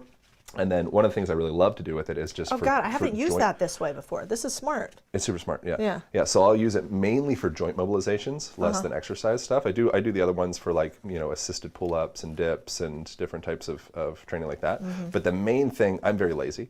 And so the main thing that I use the aligned band system for is for mobilizations and also breathing. So something you could do, tie the door anchor up to the top of the door, put the band in there, and then wrap it around your hips, and then just like walk away from the door, stretch yourself out, open up, go into like little down dog, open things up. Use it as a feedback mechanism. It's kind of like body work. So press the band up against different parts in your body where you might feel tension. Use your breath to connect with that band, stretch yourself open, go through just different mobilizations to create some hydration in those parts of your body. Do it around the shoulder. If your shoulders are chronically medially rotated, protracted, all that stuff that's not pretty. You're not going to like have sex a lot like Brian Johnson says. Use the band to pull that shoulder back, and then you can start to stretch open the neck. You could go through different ranges of motion. You could do PNF stretching, and you could do contract, relax. You can do all these different techniques, which whatever. But just the band stretching yourself out and just going through whatever it feels intuitively good. Just if you just do that after you get off a plane, in a hotel room, anything like that, it's gonna be very, very helpful. You're opening up your lymphatic system. You're like, getting your posture into a more stacked place. You'll be a little bit more confident. There's all like the Love Amy that. Cuddy research. You know about Amy Cuddy, Harvard stuff. Yeah, but Superwoman pose. Oh, right, the power poses. Power poses. Right, I remember that. Yeah, That was so you the can- standing on the desk and the hands at the Yeah, hips, yeah. and it does work for sure. It does work. Yeah. So you can use resistance bands. My favorite thing to use resistance bands for by far is mobilization. And so mobilization is something where we're just generally compressed in our bodies. So throw the door anchor up into the door, put a band in there, and just decompress all of your joints. Put in your elbow, put in your wrist, step away from it, decompress that whole chain from the hand up into the bicep, up into the pecs. It's very good. Do it in your ankles. So many people have limited dorsiflexion in their ankles. Throw the band down low, put the band around your ankle, step away, put yourself into like a little lunge runner stretch, and just start to go through a little bit of range of motion with the ankle while you're tractioning and opening up some space with the band. It's so brilliant and easy and effective. It's just like, it's very important that people do things like that. You know what's wild too is I never realized how many of the most jacked guys I know all are super into stretching. There's like just a jacked man stretch club. My husband's a part of it too, but like every night, just stretching like a motherfucker, that guy. That's a person who is just healthy. They're just they're normal. The rest of them weird. 70% of people are over 70%, 75% overweight. 40% of people are obese. How sad is that? It's more you're so weird to be like, have any modicum of health in your day-to-day life. It's so strange. Like, it's crazy. And yet, we have more gyms than ever. Yeah, you know, we have more health centers than ever. It's not the things. Yeah, well, I remember we were living in DC, and there were these signs all over the city that went up one day, and it was like the fittest city in America. Chris and I looked around because we moved from San Diego. We're like, I'm no scientist. Yeah. The fuck this place, people do not look fit at all. Yeah. So I was just like, well, I want to see, what's this study look like? Yeah. Go and look at the study, and it is number of gyms per capita. That's how they're measuring fitness. Oh yeah, so they're like super fit for like January. Yeah, exactly. Yeah. Or they just have not very many people in the actual DC metro area during the day. Right. During the night. And then like 2 million people. It has the highest fluctuation of any city in the country. Yeah. So like 2 million people come in from all the other places to the center of capital and the center of power in the US. And then they leave. So there's a lot of gyms there because some people might go around, they fuck around during the day there. But it's not actually like the population of DC itself uses the gyms with consistency. Yeah. And so I think studies are always something to look carefully at. I want to end with one random question I'm super curious about from people lately. You're going to ask me about butthole sunning, aren't you? Oh, fuck, I forgot about that. I forgot about that. Also, yes, I am. Perineum sunning, which is an Austonian thing. Yeah, you told me you do that? No. No. Do you want to talk about it publicly? I would like to. I'm open to it. I've done it. Yeah. I don't see a lot of data that would suggest that it has like a significant effect. You know, the first time I saw the balls. Do. Sure. You should sun your balls. Thanks for filling that in. I don't need that on the internet, you know? The Leydig cells, which produce something like the most testosterone, 90-some% of testosterone in your body, are in the testicles. And sun, the infrared rays, they penetrate quite deeply. I forget how many centimeters, but it's quite deep. That's why you get like an infrared light. It's a common thing. Yeah. You know, people put infrared light on their nuts and whatever. Anywhere it's good for collagen synthesis and such. But yes. So a few people. Oh, I've seen you do this on your Instagram. Not actually seen you. Yeah, you're right. Thank you. Sometimes I'll post clips of me naked, but you don't. It's covered. I'll put like a smiley face. Yeah. Yeah, I think that's a really healthy thing to do. Interesting. It helps with fertility. There's some loose research around it that was done with rats specifically that suggests that it did increase testosterone levels with the rats in like a statistically significant way. But I don't know of any research with humans. But again, a lot of things to me, I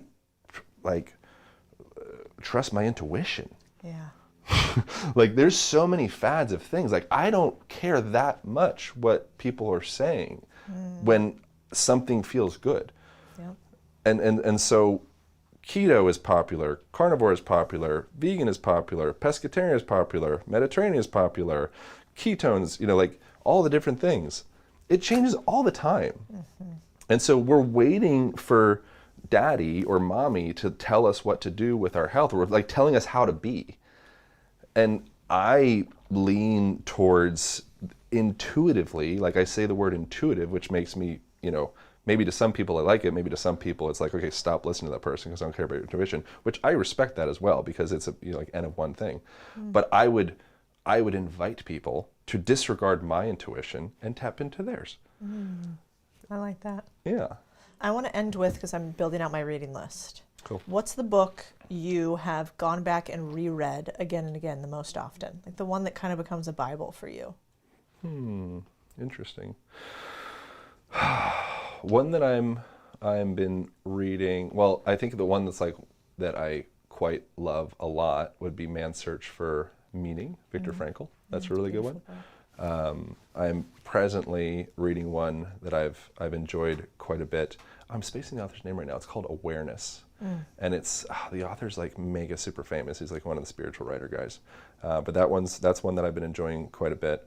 I read a lot of like random esoteric stuff from like people that you won't know, like Moshe Feldenkrais is a person I enjoy his writing. I read stuff from other gal. Why him in particular? So this would be for specifically people that are like very nerdy about body and somatics and movement, all that stuff. He was like one of the main pioneers on somatics and somatic therapy and the way that movement affects the way that we feel and like the subtleties of movement. And so that is something that I'll go back to with some level of regularity, and you know, I'll just pick it up every now and again, and just to gather little like nuggets in there. Yeah. But I wouldn't recommend that to people unless they wanted to be like really like deep, like nerdy in that way. Yeah. I'll read stuff from Ida Rolf. Again, it was just stuff I wouldn't recommend this to people, honestly. But like, these are things like things that I'll actually go back to regularly. Those are kind of the things I'll go back to the most. I love that. Aaron Alexander, Align Podcasts, everywhere. Yeah. The Align Method. Yeah. Where do you like people to search for you the most? Is it YouTube these days or Instagram?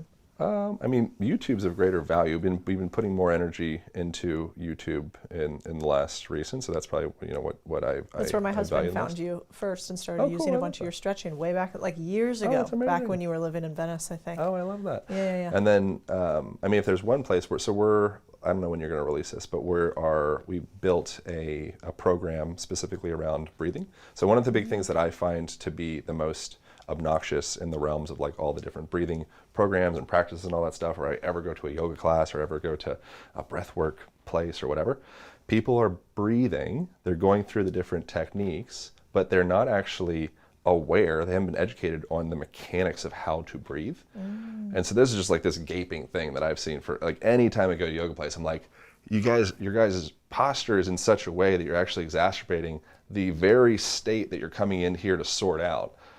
So anytime you see somebody like meditating, for example, and they're like, that, I'm like, what are you doing?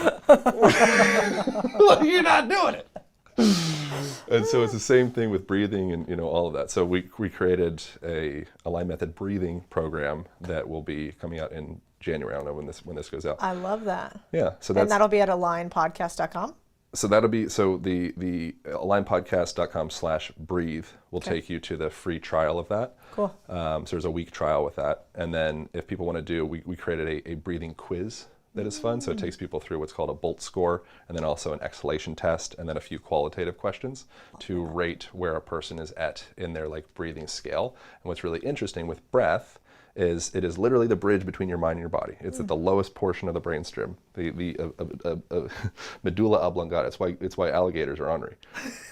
Great reference. Only millennials are going to get that one. It's the bridge, like anatomical bridge and figurative between the mind and the body. Everybody's been saying it for everybody, or for everywhere, or for all time, and everywhere, and everybody.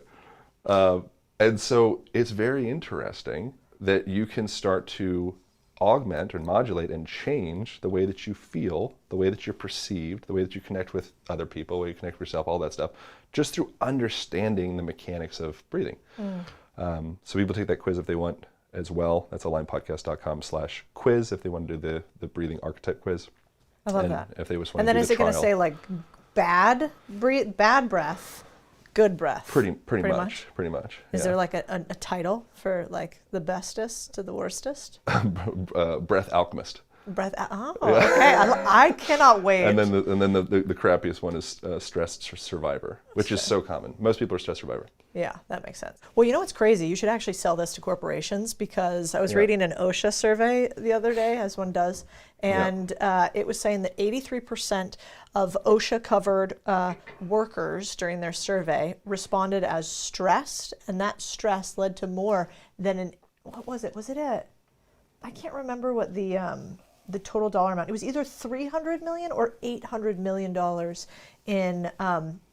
in stress-related errors caused to businesses. Of course. And so even from a monetary perspective, if you have work that can lead to some sort of, it didn't even have to be physical. It could be because you're really stressed, you're not able to properly, finalize a number in a spreadsheet, and that could be a reason why you miss a huge forced error in something. Yeah. And so stress has real monetary impact too. You could think of your consciousness like a laser beam. And if you have a bunch of static stuff happening in the form of inflammation, in the form of you're thinking about this thing or that thing, and in the form of, commiserating over something, or from projecting into the future, or stuck in the past, like any of that stuff, or the form of pain in your back, or, and your breathing is perpetuating that same kind of like panic state, then your laser beam is like, it's like fractaled all over the place. You have no direction. If you can start to like quell the literal and figurative inflammation of your consciousness and your body, it's the same thing. They're integrated. You can start to quell that. Suddenly, that laser beam starts to solidify, and you can get shit done. That's fascinating. Aaron Alexander, this was so good. Thank you. Good times. Thank you. I appreciate it.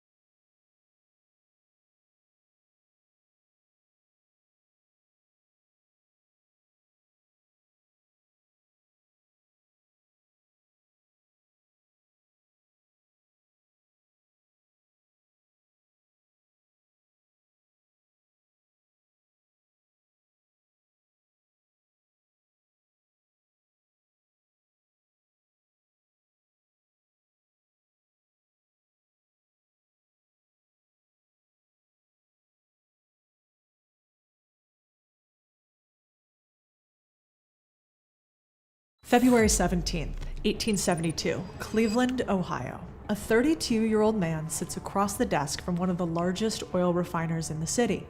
The refiner has been losing money for months. He knows it. The man across from him, he knows it too. The 32-year-old slides a piece of paper across the table, and on it, a number. The refiner looks at it, looks up. He doesn't want to sell. He built this company from nothing. But the man across from him has already done the math, already talked to the banks, already made sure the refiner cannot borrow another dollar in this city. So the refiner signs. The 32-year-old takes the paper, folds it, and moves to the next name on the list. Over the next 28 days, he will do this 22 more times. 23 companies, 1 month. Historians will call it the Cleveland Massacre because of the quick financial turnover of so many companies. The man's name, who forced those companies into submission, is John D. Rockefeller, and he is about to become the richest human being who has ever lived. Most people know the name Rockefeller. Few people know what he actually did. And almost nobody talks about the fact that his playbook, the exact strategies he used to build a $340 billion fortune, are the same strategies that work for building wealth today. Buying boring businesses instead of chasing shiny ones, acquiring competitors instead of fighting them, compounding relentlessly, and leveraging other people's capital. I think Rockefeller might be the most misunderstood entrepreneur in history. You see, everyone remembers the monopoly. Nobody remembers that he started as a 16-year-old bookkeeper, making $3.50 a week. So today, I want to tell you his story from the beginning. We're going back to the 1800s. I'm going to walk you through the rise of John D. Rockefeller, and at each turning point, I'll show you the principle he used, why it worked, and how you can steal his homework. Chapter 1, The Bookkeeper. Rewind to September 26th, 1855, Cleveland, Ohio. A 16-year-old kid is walking the streets looking for work. He's got nothing, no contacts, no connections, certainly no college degree. He's just got a list of businesses and the willingness to knock on doors every single day, 7 days a week, until somebody says yes. Now, someone did actually say yes to him. So he started working as a bookkeeper at a small commodities firm for $3.50 a week. Most kids would have treated it as a stepping stone, something to tolerate until something better came along. Rockefeller treated it like the most important job in the world. He inspected every line of every bill that passed through that office. He knew the firm's books better than the founders did. He understood where money came from, where it disappeared to, and why. He was building this mental model of how a business actually works from the inside out. The lesson? Do the plumbing. I'm talking about the invisible architecture underneath every business, how money actually moves, where it enters, where it leaks. At 16, Rockefeller was already analyzing the numbers and asking why. Why does this cost more than that? Why does the supplier charge more than the competitor? Every invoice was a question. That's how you learn the plumbing. Instead of skimming, you interrogate that motherfucker. You read the vendor contracts. You find out why a cost exists before you decide whether it should. No detail is beneath you. You cannot see all of the lever points that people use as marionettes in their life until you know how healthy the pipes actually are. So Rockefeller celebrated the day he got that bookkeeping job every year for the rest of his life. I love this. He called it Job Day because he realized even at 16 that it was the day someone handed him a map to the inside of business, and he studied every road on it. So should you. Chapter 2, The Greatest Borrower. So fast forward to 1863. Rockefeller's 23 years old. The Civil War is ripping the country apart. An oil boom is quietly exploding in the hills of western Pennsylvania. Wildcatters are getting rich. Fortunes made and lost in the same week. Rockefeller is watching all this. Then he makes a decision that most people would have gotten totally backwards. He doesn't go drill for oil. He goes into refining. The boring, unglamorous, industrial middle step between turning crude oil into usable kerosene. Everyone else is chasing the discovery. Rockefeller positions himself at the choke point, the place where every barrel of oil in the region has to pass through. Then he starts borrowing aggressively. His business partner later says he is the greatest borrower he has ever seen in his life.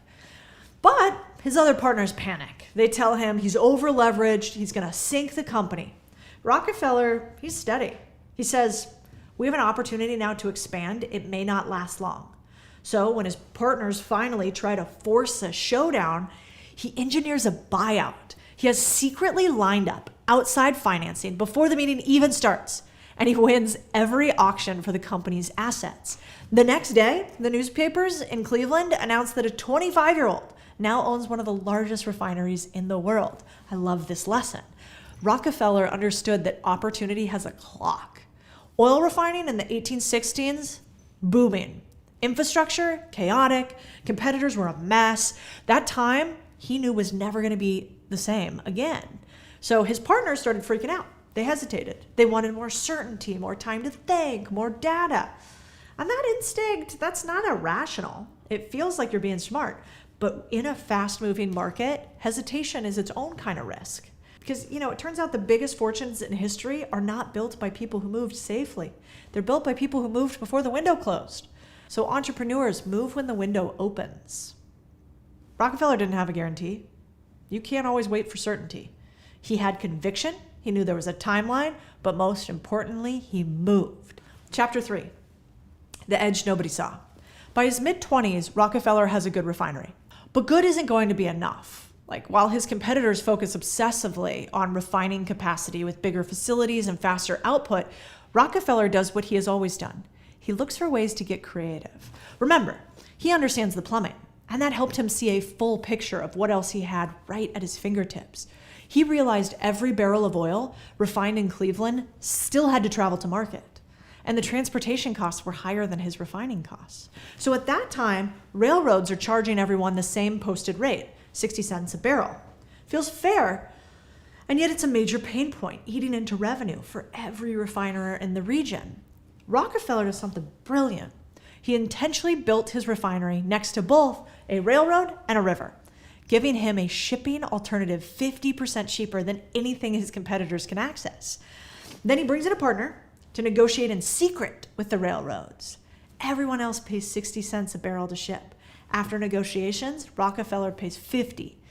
Now, it doesn't seem like much maybe, but that 10-cent difference, invisible to the market, but it adds up. It compounds into $50,000 a year in hidden profit, which back then was millions. So he made an even bigger play with that extra money. He loops his competitors into it. He offers to ship his competitors' oil through his network at rates better than they can negotiate alone.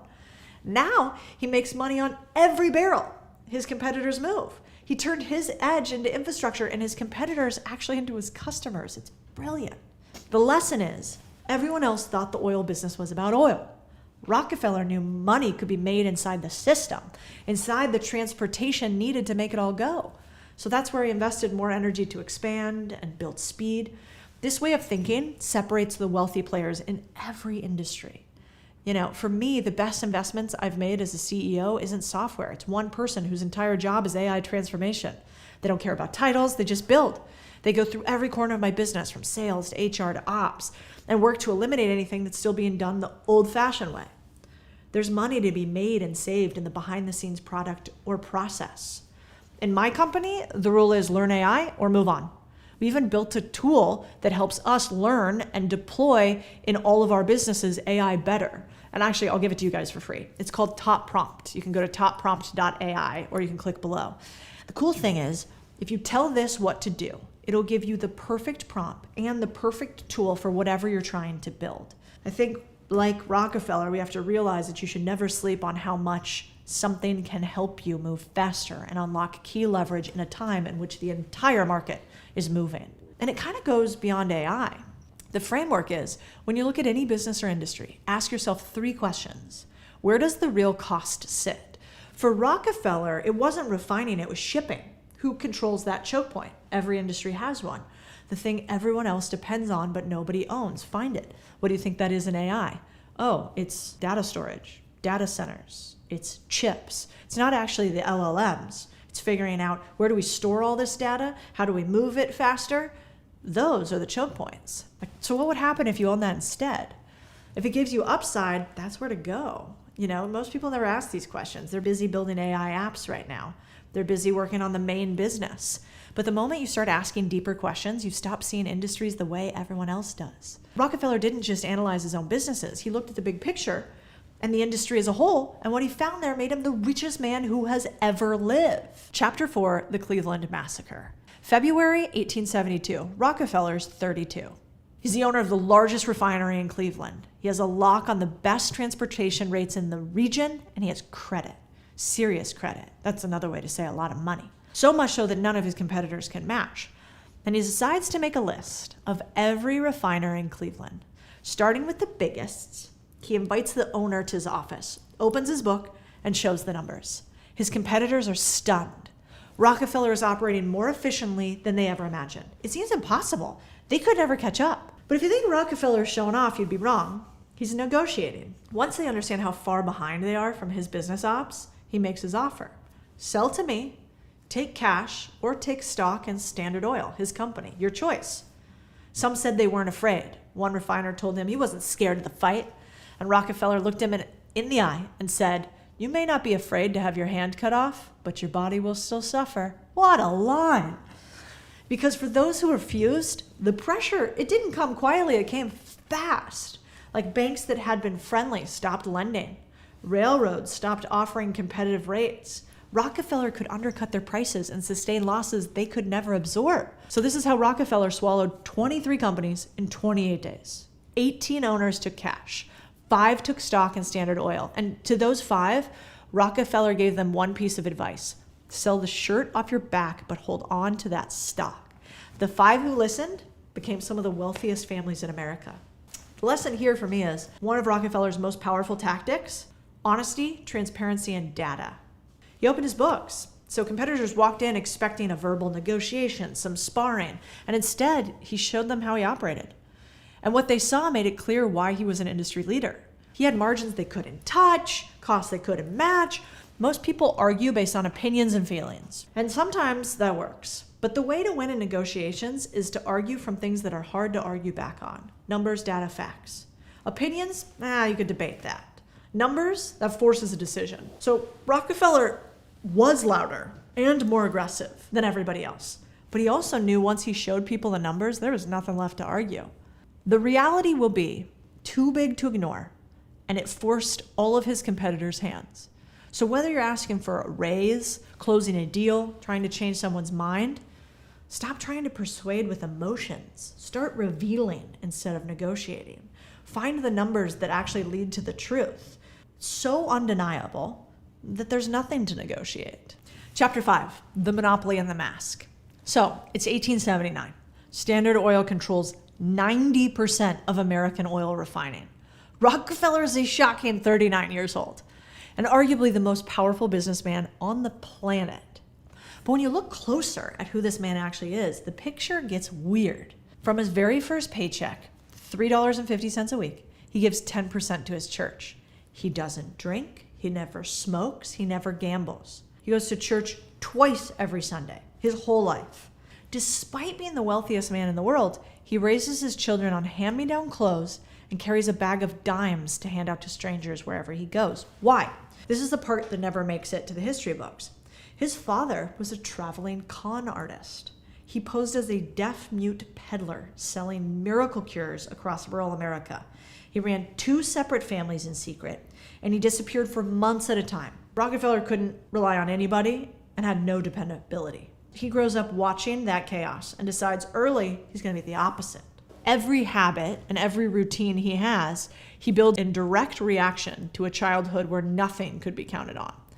So his father taught him discipline the only way an undisciplined man can, by showing him exactly what it costs to live without it. The lesson here is that business ownership is chaotic. Employees quit, deals collapse, markets turn, competitors undercut you. Most of it is completely outside your control. So most great operators, they don't leave the other stuff to chance. They obsess over controlling the things you can control. What are those? What are you doing when you wake up? What are your routines? What standards do you hold? The way you end a negotiation, the things you say yes to and the things you never touch. Rockefeller couldn't control the oil market, but he could control himself. And over a long enough timeline, the person with the most discipline, they usually win. So look at your own life right now. Like, what time do you wake up? What do you let into your morning? What decisions do you make on autopilot that you've never actually examined?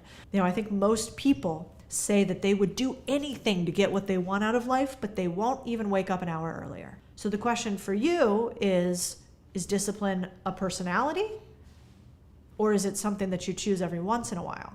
Because it's really a competitive advantage. And the best time to build it is before you need it. Chapter 6, the reinvention. Rockefeller's 58 years old now. His hair it's gone from stress. His body is actually breaking down from relentless pressure. And he walks away. He steps back from daily management of Standard Oil. He starts playing golf, spends time with his grandkids, hands the operation to the people who he's built and trained. Then in 1911, the Supreme Court orders Standard Oil broken into 34 separate companies. The ruling is meant to destroy his monopoly, to punish him, to dismantle what he built. It actually makes him richer. The separate companies, unshackled from each other, are actually worth more on the open market than Standard Oil had been as a unified entity. So like between 1911 and 1913, by doing literally nothing, Rockefeller's net worth nearly doubles. He spends the rest of his life giving it away. $540 million, roughly $15 billion in today's dollar.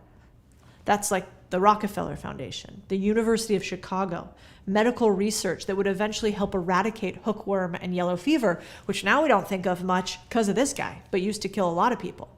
He dies in 1937, 2 months before his 98th birthday. The lesson? Rockefeller stepped away from daily operations when he was still one of the most powerful businessmen alive. And that kind of seems strange until you understand a distinction most entrepreneurs never make. Operators build businesses, owners build freedom. The goal was to build something that didn't need him. And this applies whether you own a business or not. The employee who documents their process becomes promotable. The freelancer who builds the system that stops trading time for money. The manager who develops their team stops being the bottleneck and starts being the multiplier. In every case, making yourself replaceable in your current role is what creates room to grow into the next one. So ask yourself, what happens if you disappear for a month? That answer tells you everything about what you've built. Standard Oil didn't actually need Rockefeller in the office. When he stepped back, the thing didn't shrink, it kept growing. So build the system, get out of its way. And by the way, if you need help on that, that's exactly what we do at the Growth Boardroom. If you run a business that does over $1 million in revenue a year, we want to help you scale to the next level of the game. Get to your next 8- and 9-figure business. And if that's you, I want you to apply at the link below. Talk to one of my advisory team members about how we help people scale out of their business. Chapter 7, the real playbook. Most people think Rockefeller built one massive company. He didn't. He actually built a machine that made buying the next company easier than the last. First refinery sucked, it was hard. The 10th refinery, easier. The 20th, inevitable. Every acquisition made the next one simpler because he already had the credit relationships, stronger deal flow, operators who knew how to run a business inside the system he'd built. So when you build a system that builds the holding company, you develop real relationships with the things that will make your business grow faster. And eventually the deals start finding you. Rockefeller built an engine that kept buying oil companies. That was his end game. Here's the thing about Rockefeller that I think gets lost in the monopoly story. He became the richest man in history in an industry nobody thought was glamorous. Oil refining, especially back then, was disgusting. It was dirty and smelly and blue collar and low brown. Fancy people didn't do oil refinery, actually. No serious member of the elite was taking part of that. Kind of like today, car washes, plumbing companies, laundromats, the industries, they don't make headlines, but they make money, recession after recession. They're not exciting. Sometimes the path to making extraordinary wealth isn't doing something extraordinary. It's doing something essential that everybody needs nonstop. The real secret there is to doing it for longer than everybody else was willing to. That was Rockefeller's real secret, I think. And it's still available to anyone paying attention. Like, tell me in the comments, what's the first business you'd buy? And I hope it's not a sexy one, because I think the next generation of billionaires will be built in the boring. And if you want the full framework for how to actually do it, the deal structures, the due diligence, the financing, watch this video next. By the way, guys, we've never done this type of video before. I'm obsessed with Rockefeller. I think this story is so fascinating. Tell me in the comments if you are too, and if you want us to do more videos exactly like this one.